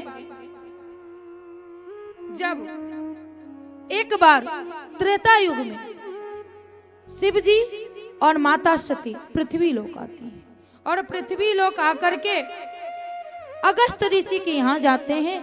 और उनके अगस्त ऋषि के यहाँ जब जाते हैं वो, तो अगस्त जी ने उनकी पूजा अर्चना करने के बाद कथा संक्षेप में लेते हैं, क्योंकि हमें लगता है कि आज शिव के स्वरूप झांकी आ चुकी है और समय भी शायद पूरी हो चुकी है, तो इसके लिए संक्षेप में लेते हैं और बाकी की कथा कल करेंगे। तो अगस्त जी ने पूरी बाल लीला से लेकर के पूर्णतः कथा कही। कौन सी कथा? राम कथा। उन्हें बहुत आनंद आया, लेकिन माता सती मन ही मन सोचती हैं कि ये जो कह रहे हैं कि भगवान राम भगवान है, लेकिन अगर वो भगवान है तो ये वन वन क्यों भटक रहे हैं माता सीता के वियोग में? अगर होते भगवान तो 1 मिनट में ढूंढ लेते, लेकिन सारी बातें खत्म होने के बाद पुनः वो कैलाश पर्वत पे जाते हैं। कैलाश पर्वत पे जाते हैं, लेकिन मन में ये बात रह ही जाती है। सोचते हैं कि देखो वो दर दर की ठोकरें खा रहे हैं, लेकिन कह रहे हैं कि ये हमारे इष्ट है, ये भगवान है, ये स्वयं नारायण है। अगर स्वयं नारायण होते तो एक ही क्षण में सीता को ढूंढ लेते। शिव जी तो अंतर्यामी थे, उनके मन में हो गया कि शायद इसके मन में संदेह है, और ये संदेह है तो इसे पूर्ति होनी चाहिए। इसलिए कहा कि सती, तुम्हारे मन में कोई अगर भाव है या फिर कुछ जानना चाहती हो तो जाकर के परीक्षा ले सकती हो। अब कोई बात मेरे मन में आवे और हामी भर दे कोई, तो हम तो तुरंत कूद पड़ते हैं, न सोचते हैं न जानते हैं कि इसका अंत कैसा होगा, चल देते हैं। माता सती ने सीता के रूप धारण कर पृथ्वी लोक आकर के प्रभु श्री राम के सम्मुख आती है। जैसे ही राम जी के सम्मुख आती हैं, लक्ष्मण जी कहते हैं भाभी, लेकिन राम जी कहते नहीं, मां करके संबोधित करते हैं और प्रणाम करते हैं कि मां आप यहां, तो प्रभु कहां? अब हम चोरी करें और पकड़ी जाए तो कितनी शर्मिंदगी महसूस होती है हमें। माता तो लाज से डूब जाती है, कैलाश पर्वत जाती है बिना जवाब दिए, कोने में खड़ी हो जाती है। शिव जी पूछते हैं कि क्या हुआ, ले ली परीक्षा, मन की शांति मिल गई तुझे? माता सती कहती नहीं, मुझे आप पे भरोसा है, इसलिए मैंने नहीं ली परीक्षा। शिव जी कुछ नहीं कहते, मन ही मन त्याग कर देते हैं सती का, क्योंकि जो शिव जी है ना, वो राम को अपना इष्ट मानते हैं और राम जी जो हैं वो शिव को इष्ट मानते हैं। अगर वो राम की पत्नी बन के गई तो माता स्वरूप हो गई, तब तो बाएं अंग में बैठना उनके लिए उचित नहीं था। उन्होंने मन ही मन त्याग करके और तप पे बैठ जाते, लेकिन माता सती को कुछ कहती नहीं, लेकिन मन ही मन उन्हें ये लगता है माता सती को कि कहीं स्वामी ने त्याग तो नहीं कर दिया। सेवा करती है और सेवा करके एक दिन भगवान राम से विनती करती है कि प्रभु ये शरीर जितने जल्दी हो सके वो छूट जाए, क्योंकि मैं उनसे विरुद्ध नहीं रह सकती। उन्होंने इस शरीर को त्यागा है, तो मैं यही मांगती हूँ कि ये शरीर छूट जाए और हर जन्म मुझे वो स्वामी के रूप में प्राप्त हो। लेकिन ये त्यागे है ना, मैं सहन नहीं कर सकती। बस हमें इतना कृपा करें कि जब आप प्रभु हैं तो इतनी कृपा करें कि ये शरीर जल्द से जल्द मैं त्याग दूं। अगर मैं शिव जी के अलावा किसी और को मन में ध्याया होगा तो ऐसा नहीं होगा, लेकिन अगर उनके अलावा आज तक किसी पुरुष को देखा ना हो तो जितना जल्दी हो ये शरीर में त्याग दूं। भगवान राम वही करते हैं। एक दिन ऐसा होता है, शिव जी अपने समाधि से उठते हैं तो देखते हैं माता सती सामने बैठी। माता सती सामने बैठी हुई है। फिर उन्होंने कुछ नहीं तब भी कहा, एक कथा सुना रहे थे। जैसे ही कथा सुना रहे थे, अब माता सती का तो मन नहीं लग रहा है। देखते हैं आकाश की ओर, विमान उड़ उड़ के जा रहे हैं। अब विमान जा रहे हैं तो उन्होंने इतना पूछा कि स्वामी ये सारे कहाँ जा रहे हैं देवतागण? कहे ये तुम्हारे पिताश्री दक्ष के यहाँ यज्ञ का आयोजन किया गया है, वहां जा रहे हैं। कहा हमें भी जाना है। कहा है देखो जाना तो चाहिए, लेकिन तुम्हारे पिताजी ने हमें बुलाया नहीं तो हमें जाना उचित नहीं। माता सती सोचती हैं कि एक तो पति ने त्याग कर दिया, कुछ दिन मायके चली जाती तो थोड़ा अच्छा होता, मन बहल जाता। वो हट करने लगती है कि हमें जाना है। शिव जी बार बार समझाते हैं कि नहीं जा सकते, मायके हम जा सकते सदैव, जब इच्छा हो हम आधी रात्रि में मायके जा सकते हैं। लेकिन अगर कोई आयोजन रखा है ना, वो अगर माँ बाप ना बुलावे, मायके वाले ना बुलाए तो हमें नहीं जाना चाहिए, क्योंकि बहुत अपमान होती है। माँ का घर हमेशा खुला रहता है, गुरु का घर हमेशा खुला रहता है, मित्र का घर हमेशा खुला रहता है, लेकिन तब जब कोई आयोजन ना हो, अगर कोई आयोजन कर रहा है मुझे नहीं बुला रहा है तो हमें कतई नहीं जाना चाहिए। माता सती कहती नहीं हमें जाना है। तब उस समय वो सारी बात बताते हैं कि ये सब हुआ है। जब कहने लगती हैं तो नंदी को कहते हैं कि छोड़ा इसे मायके, इसकी इच्छा है तो जा। मायके तो आती हैं वो, उनकी जो और सारी बहनें थी, जैसे ही सती को आते हुए देखा तो कोई खुश होता है ना हमसे तो हल्का सा मुस्कुराता है, लेकिन नहीं हंसने लगे ना तो समझ जाना चाहिए कि ये मजाक हो रहा है। लेकिन माँ तो माँ है, माँ कभी नहीं दुखी होती अपनी बच्चों से। माँ के पास जब माता सती आती हैं तो माँ ने गले से लगाया, हाल चाल पूछा, लेकिन बहनों ने नहीं पूछा। जब बहनों ने नहीं पूछा, माता सती कहती है कि हमें यज्ञ स्थल देखना है, हमें जाना है। माँ कहती है ठीक है कोई बात नहीं, तू जा देखा।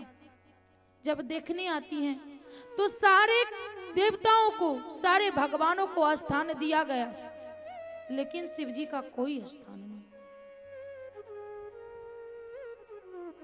अगर पत्नी धर्मनिष्ठ है ना तो अपने पति का अपमान कभी नहीं सहेगी, किसी हाल में नहीं।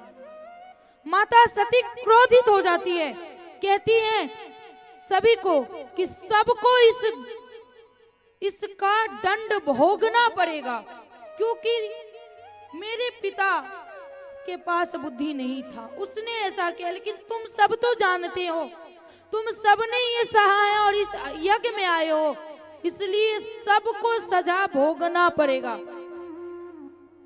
बहुत दुखी होती है, सारे ब्राह्मणों को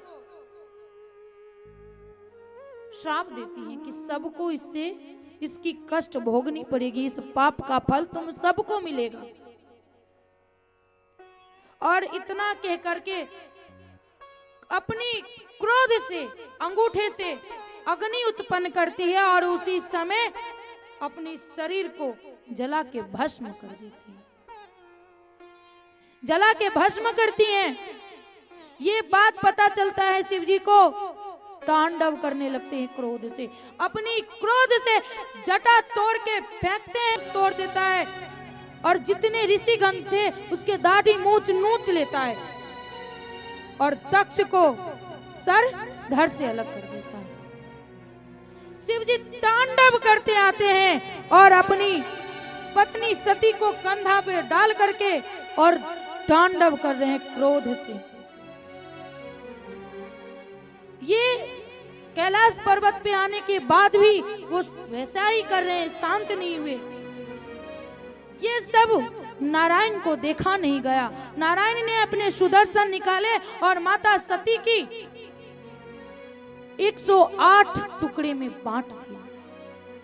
आज जितनी शक्ति पीठ है वो माता सती का ही अंग है। जैसे कामाख्या देवी हुई, ऐसे कई शक्ति पीठ है जो माता सती का अंग है। पुनः वो शांत तो होते हैं, लेकिन तप करने बैठ जाते हैं, समाधि ले लेते हैं शिव जी। लेकिन ये सब देखा नहीं गया। वही माता सती हिमालय के पुत्री पार्वती बनकर के आई। बचपन जब बाल्यावस्था में थी तभी उन्होंने अपने शिव जी को ही वो स्वामी रूप में स्वीकार कर चुकी थी। शिवलिंग बना करके उनका पूजा अर्चना करना, उनका सेवा करना ऐसे करती थी। जब विवाह योग्य होने लगी तो हिमालय जी चिंतित होते हैं, किसका विवाह कहाँ होगा। तब नारद जी शिव जी के बारे में बताते हैं, और शिव जी को मनाएगा कौन। सारे देवतागण जाते हैं मनाने के लिए, लेकिन वो मानेंगे नहीं। अगर वो नयन खोलेंगे तो भस्म हो जाएगा, इसलिए वो कामदेव को भेजते हैं। कौन? ब्रह्मा जी। तो जा, उनके ब्रह्मा जी के ही पुत्र हैं कामदेव जी। कामदेव जी जाते हैं, नयन खोलते हैं तो पार्वती को देख करके शिव जी मोहित होते, लेकिन सोचते हैं ऐसा हुआ कैसे। तो पता चला अच्छा कामदेव ने बाण चलाया है। तुरंत अपने नजर तीसरा नयन खोल करके कामदेव को भस्म कर देते हैं। आगे की कथा में होगी कि कैसे कामदेव जी पुनः जन्म हुई, उनकी पत्नी को कैसे पुनः कामदेव मिले। इसके बाद पार्वती से विवाह शिव जी का संपन्न होता है, शिव जी का विवाह होता है। इसके लिए आइए विवाह का एक भजन करते हैं। शायद झांकी भी आ गई होगी, फिर झांकी का आनंद लेंगे। अब मैं अपनी वाणी को यहीं विराम करती हूँ।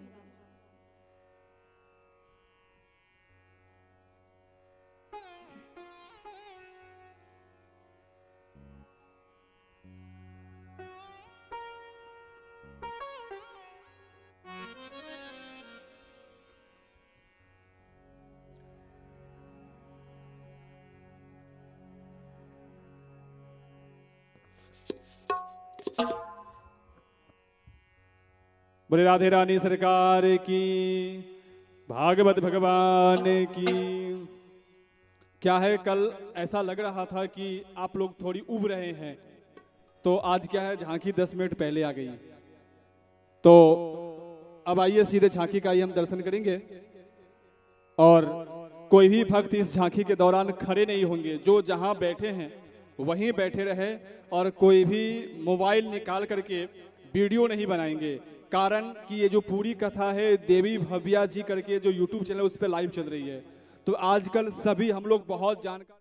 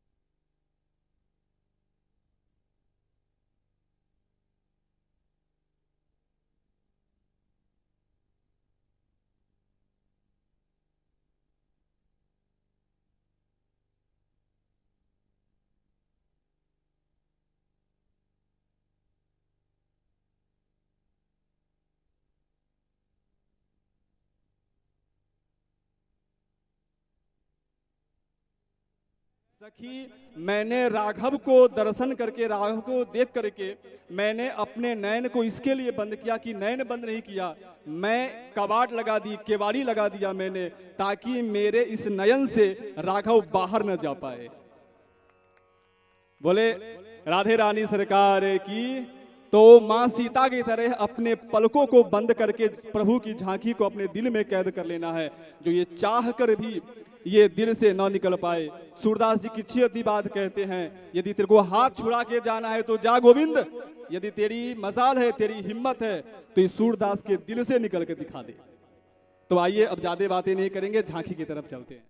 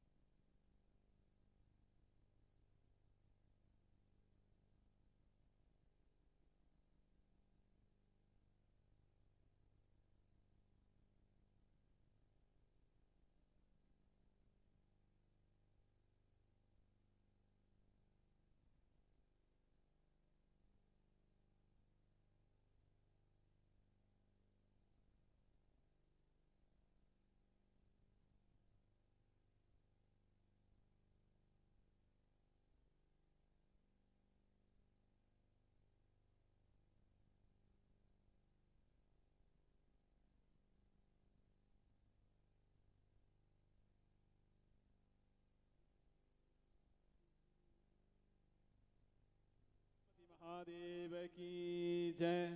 बहुत जोरदार ताली इनके लिए, हमारे शिव और पार्वती के लिए।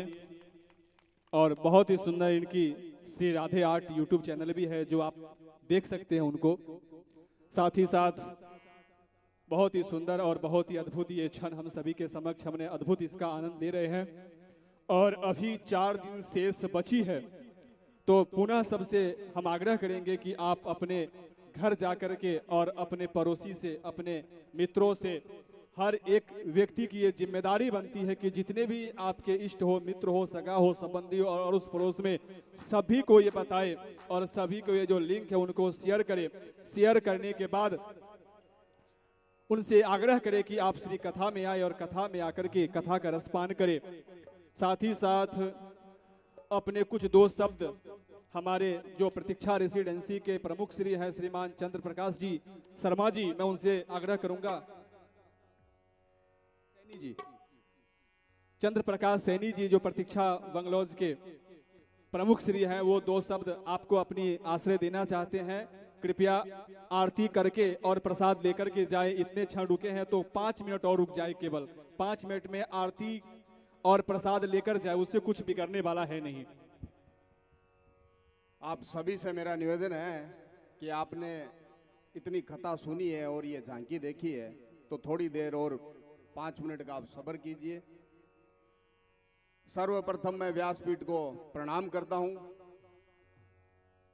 प्रतीक्षा रेजिडेंसी के सामने ये प्रांगण में जो भागवत कथा हो रही है, ये हमारे कुंभारिया गांव में ये समझ लो एक सार्वजनिक भागवत कथा होना बहुत हमारे सौभाग्य की बात है। जब हमारे कुंभारिया गांव में ये भागवत कथा हो रही है तो जाहिर सी बात है कि हम सारे कुंभारिया गांव परिवार वाले मिलके इस सार्वजनिक कथा में 4 चांद लगावे, ये हमारा सबका दायित्व बनता है। અમારા કુંભારિયા ગામના જે વડીલ અહીંયા આવેલા છે એમને અમારી વિનંતી છે કે સૌથી પહેલા આખા કુંભારિયા ગામ જે જૂના અહીંયા બસેલા માણસો છે એનાથી અમારી વિનંતી કે તમે બધા અહીંયા ભાગવત કથામાં રોજ આવો અને આજુબાજુને જે તમારા પડોશી છે એના ले उनको भी लेके आओ। मेरे को थोड़ी गुजराती कम आती है लेकिन कोशिश कर लेता हूँ। अब यहाँ महिला जागृति मंडल के बसंती बहन बैठे हैं, तो मैं बसंती बहन से ये कहना चाहता हूँ कि बसंती बहन प्रतीक्षा रेजिडेंसी की सारे परिवार वाले और सारे महिलाएं आपके सानिध्य में यहाँ आवे और भागवत कथा सुने।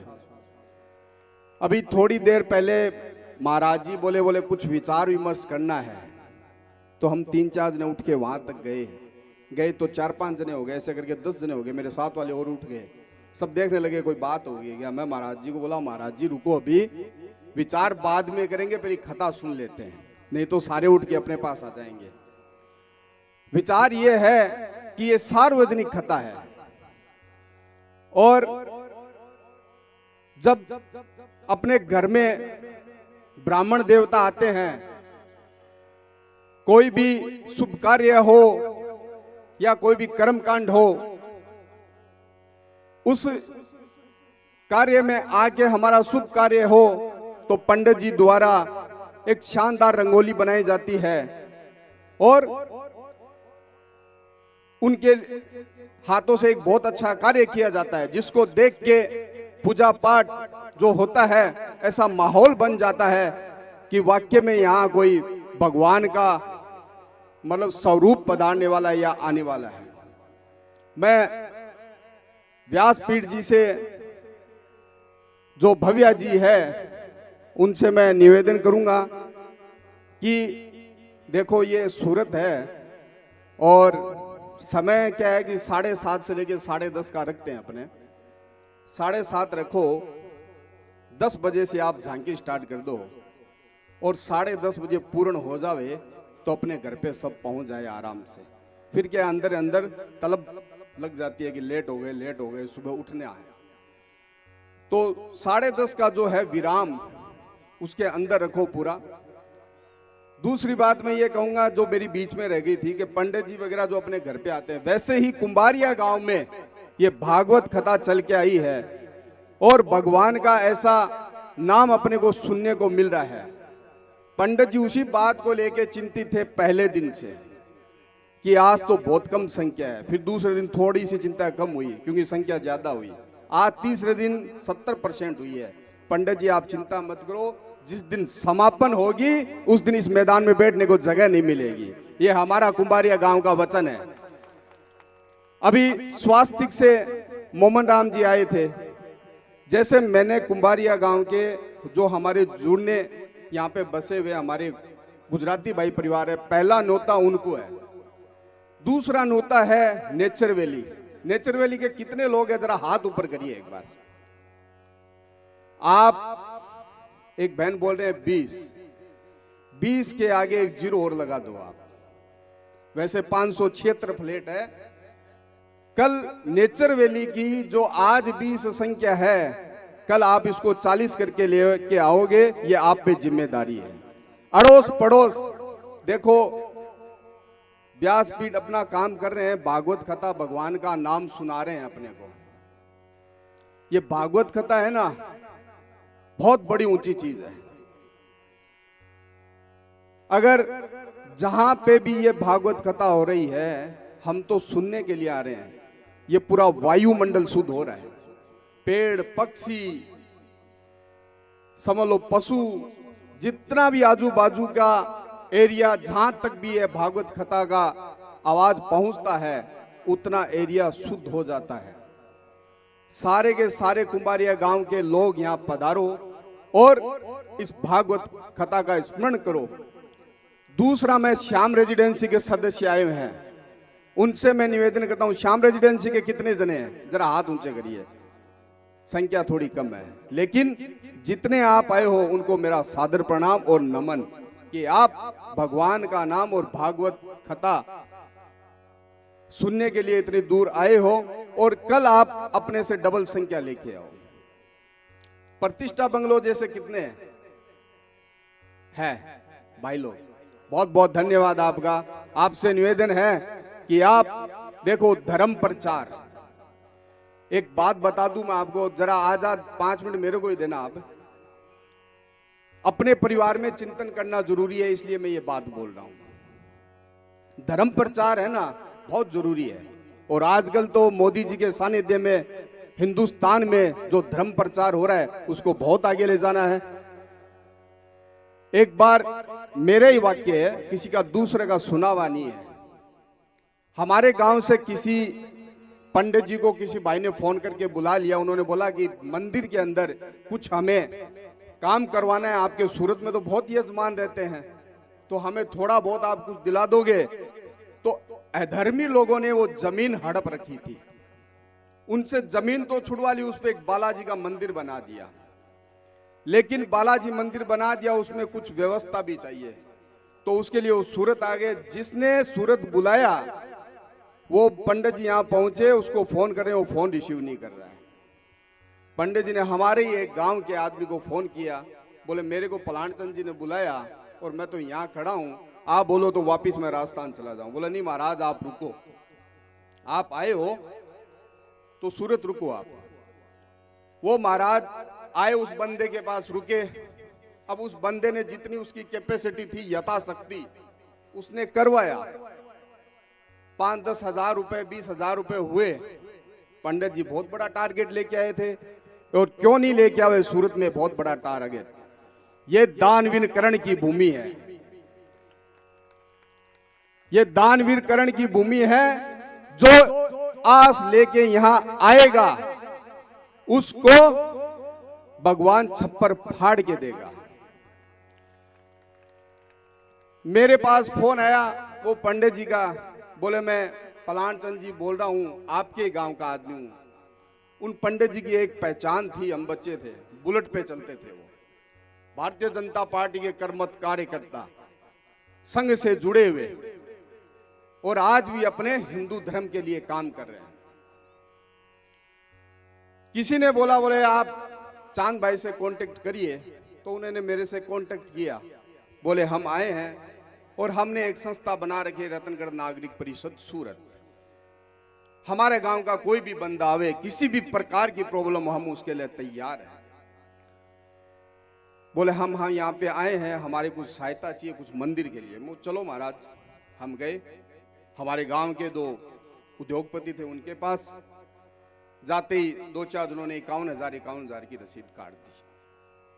महाराज के पालिश आ गई, चेहरे की रौनक बदल गई, चिंता की लकीरें हट गई। बोले भाई साहब आप बोलो तो 2-4 दिन सूरत और रुक जाऊं। और रुक जाओ पंडित जी। साथ में जो जिनको रोकने वाले थे वो बणिये थे। बणियों की बहुत बड़ी भूमिका है इस हिंदुस्तान में। बोले रुक जाओ। दिल्ली गेट पे उनको बढ़िया होटल दे दिया, बढ़िया रूम दे दिया, और वो हमें बोले आओ आज कहीं और चलते हैं। तो मैं बोला पंडित जी देखो बात ऐसा है कि आजकल जो ये मंदिर का चंदा लेने जाते हैं ना, आप तो चंदा ले रहे हैं लेकिन हमें और शक की नजरों से देखते हैं। हमें भी शक की नजरों से देखते हैं। बोले यार मंदिर में पता नहीं कौन लगाएगा, क्या करेगा। मैं बोला एक बंदा है लेकिन हमें तो शर्म आती है उसके पास जाएं तो एक जने मेरे साथ थे जो हमारी परिषद के अध्यक्ष थे। बोले शर्म क्या है, जब हम निकल ही पड़े हैं भगवान के नाम पे, चलते हैं। देंगे तो बहुत अच्छी बात, नहीं देंगे तो और भी अच्छी बात, कुछ अनुभव काम आएगा। हम गए वहां पे, बैठे जाके शर्माते हुए बात बोली। मैंने बोला 2-2.5 लाख रुपए तो हो गया। एक काम कोई भगवान का बरामदा है, 3.5 लाख रुपए का खर्चा है, ऐसा इस पंडित जी का हो जाए तो बढ़िया काम है। कुछ देर तो उन्होंने बोले नहीं। हम तो एक जना हमारे ऐसे कोणी मार रहा था, बोले खड़े हो जाओ, जवाब मिल गया। बोले भाई साहब देवे के नहीं देवे मंदिरों के नाम पे, लेकिन आप जो 2 इनके साथ आए हो पंडित जी को, मैं आपको सलाम करता हूं कि आप धर्म प्रचार कर रहे हो। कोई चंदा दे कि नहीं दे कोई बड़ी बात नहीं है, लेकिन आप एक मंदिर के लिए धर्म प्रचार कर रहे हो और मेरे से जितना होवे उतना मैं करूंगा। आप बोलो क्या करना है, मैं बोला बरामदा बनाना, बोला बरामदा बना दिया। तो भाई साहब जहां अपने को लगता है कि पता नहीं क्या होगा, तो पंडित जी मैं आपको कहूंगा कि आपको लगता है हम कुंभारिया में आ गए हैं, पता नहीं क्या होगा, तो आप चिंता मत करिए। इसका समापन ऐसा होगा कि आपकी यादगार भागवत कथा रहेगी। ये मैं तमाम मेरे कुंभारिया गांव के सोसाइटी निवासियों के तमाम मेरे वडील भाइयों से मेरा निवेदन है कि ये सार्वजनिक कथा है, इसमें जितना हो सके देखो, बूंद बूंद से घड़ा भरोगे पंडित जी का तो भर जाएगा। हमारे कुंभारिया गांव में हमारे परिवार में भागवत कथा करने के लिए आए हैं, ऐसा नहीं हो कि पंडित जी के जेब से लग गए। ऐसा काम अपने को नहीं करना है।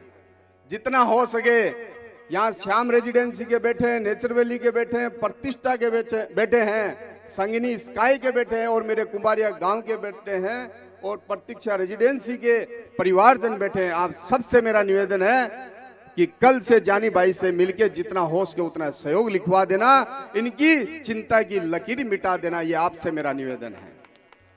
चिंता की लकीर मिटाने वाले अपने कोई नहीं है, अपने निमित्त है, इस भागवत कथा के निमित्त है। तो आप सबसे मेरी यही गुजारिश है, यही बात मैं कहने को आया हूं कि अपने सब मिलके इस कथा का आनंद लेवें, ज्यादा से ज्यादा संख्या में लाओ। यहाँ कुछ तो क्या शायद ज्यादा तादाद में मारवाड़ी भाई बैठे होंगे। कितने एक जने जरा हाथ ऊपर करना। ठीक है, संख्या बल है। देखो अपने मारवाड़ी में कोई देवता का जन्म नहीं हुआ है, देवता का जन्म नहीं हुआ, भक्तों का जन्म हुआ है। सालासर बाबा, खाटू श्याम, बाबा रामदेव पीर, मां करणी, सती, भक्तों का। मेरा एक मित्र है, उनके फादर है मिनिस्टर भाजपा गवर्नमेंट में थे, अभी तो नहीं है। वो बहुत ऐसे भगवान के काम करते हैं। एक बार वृंदावन गए तो साथ में 100-200 आदमी को लेके जाए, बोले चलो करा लेते हैं दर्शन।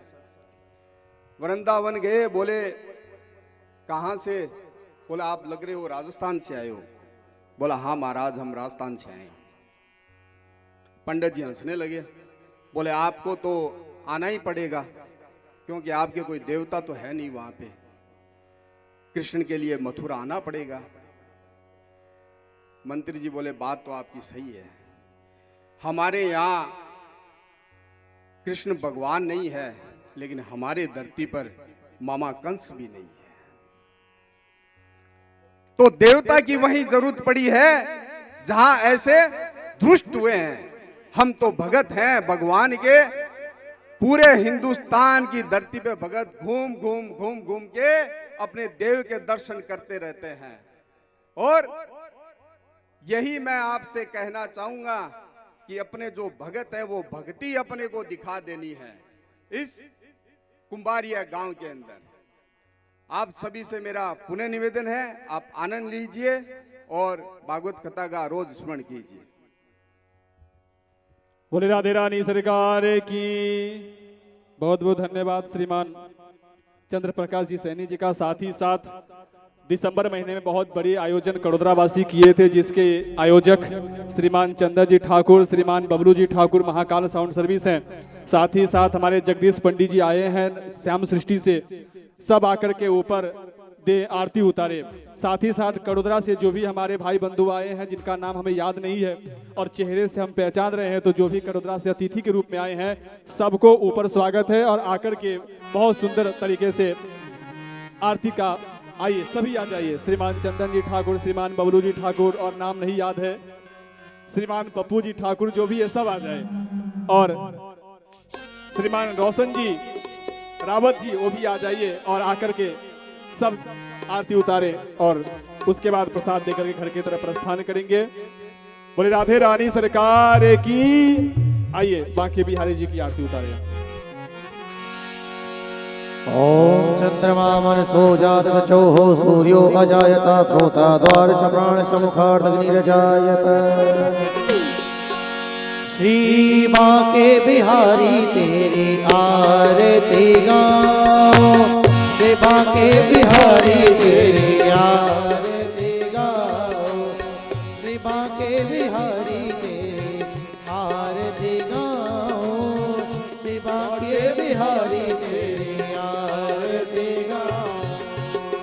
मोरे मुकुट तेरे शीश पे सोहे, मोरे मुकुट तेरे शीश पे सोहे, प्यारी वर्षी मेरो मन मोहे, प्यारी वर्षी मेरो मन मोहे। देख छवि में तो बलिहारी जाओ, देख छवि में तो बलिहारी जाओ। श्री बांके बिहारी तेरी आरती गाओ, बांके बिहारी तेरी आरती गाओ। चरणों से निकली है गंगा प्यारी, चरणों से निकली है गंगा प्यारी, चरणों से निकली है गंगा प्यारी, चरणों से निकली है गंगा प्यारी। जिसने सारी दुनिया तारी, जिसने सारी दुनिया तारी, जिसने सारी दुनिया तारी, जिसने सारी दुनिया तारी। ओ उन्हें चरणों में शीश झुकाओ, उन्हें चरणों में शीश झुकाओ। ओ श्री बांके बिहारी तेरी आरती गाओ, बांके बिहारी तेरी आरती गाओ।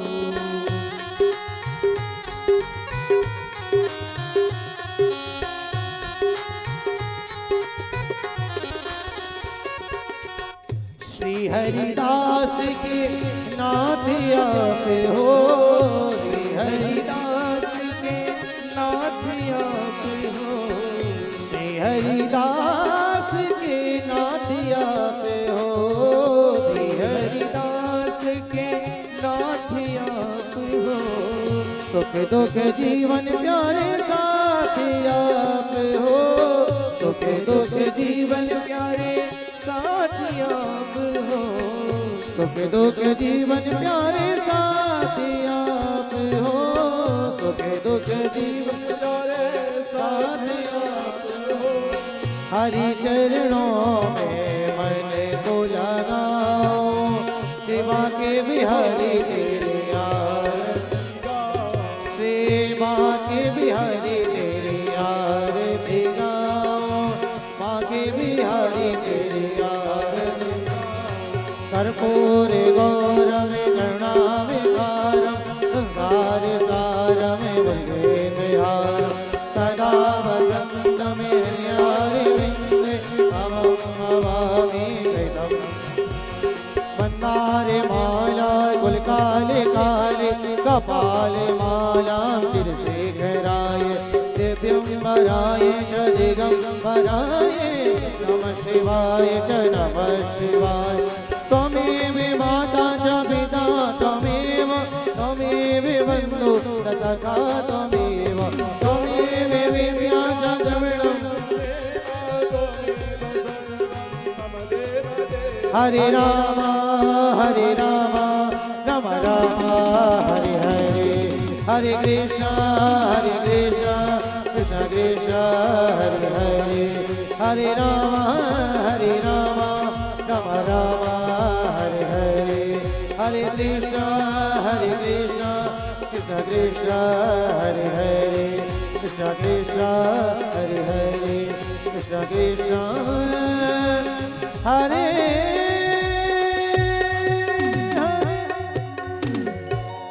यानिकानि च पापानि जन्मान्तरकृतानि च तानि सर्वाणि नश्यन्तो प्रदक्षिणां पदे पदे पुष्पै देवताय वन्दनं सर्वदेवताय वन्दनं मदसुरदीक्षोभि आत्माभि परमात्माभि गुरोरि वन्दनं स्वात्मकल्याणार्थे आत्माभिवन्दनं। दोनों हाथों से आरती दे, पोथी को आरती दिखाए, देवी जी को आरती दे, स्वयं आरती ले ले, हाथ धोले, हस्तौ प्रक्षाल्य, हाथ में पुष्प लेकर के मंत्र पुष्पांजलि करे। ओम जज्ञेन जज्ञमय जन्द देवास्तानि धर्माणि प्रथमान्यासन्न ते हनाकं महिमानः सजन्द यतरा पूर्वे साध्याः सन्ति देवाः। नाना सुगन्धि पुष्पाणि यथा कालोद्भवानि च पुष्पाञ्जलिर्मया दत्तं गृहाण परमेश्वर भूर्भुवः स्व मंत्र पुष्पाञ्जलिं समर्पयामि। पुष्पार्पण कर दे। आवाहनं न जानामि तवार्चनं पूजां चैव न जानामि क्षम्यतां परमेश्वर क्षमा प्रार्थनां याचयामि। एक बार जयकारा जोर से बोलेंगे और प्रसाद लेकर के अपने घर की तरफ प्रस्थान करेंगे। बोले भागवत भगवान की, राधे रानी सरकार की, वृषभान दुलारी की, श्री सुखदेव जी महाराज की, श्री व्यास जी महाराज की, श्री कुंभेश्वर महादेव की। नमः पार्वती पतये हर हर महादेव। जय जय श्री राधे, जय जय श्री राधे, जय जय श्री राधे श्याम। जैसे चंद्र प्रकाश सैनी जी कहे हैं कि कल की कथा थोड़ी जल्दी प्रारंभ होगी, तो आप सभी से भी आग्रह कि आप भी जल्द से जल्द आ जाए।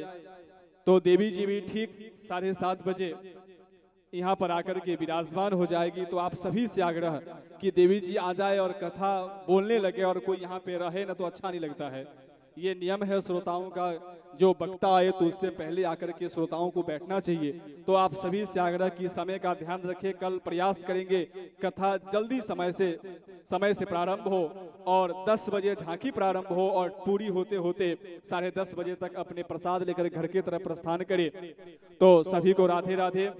पुनः एक बार धन्यवाद देना चाहूंगा कि जो कटोदरा से जो भी हमारे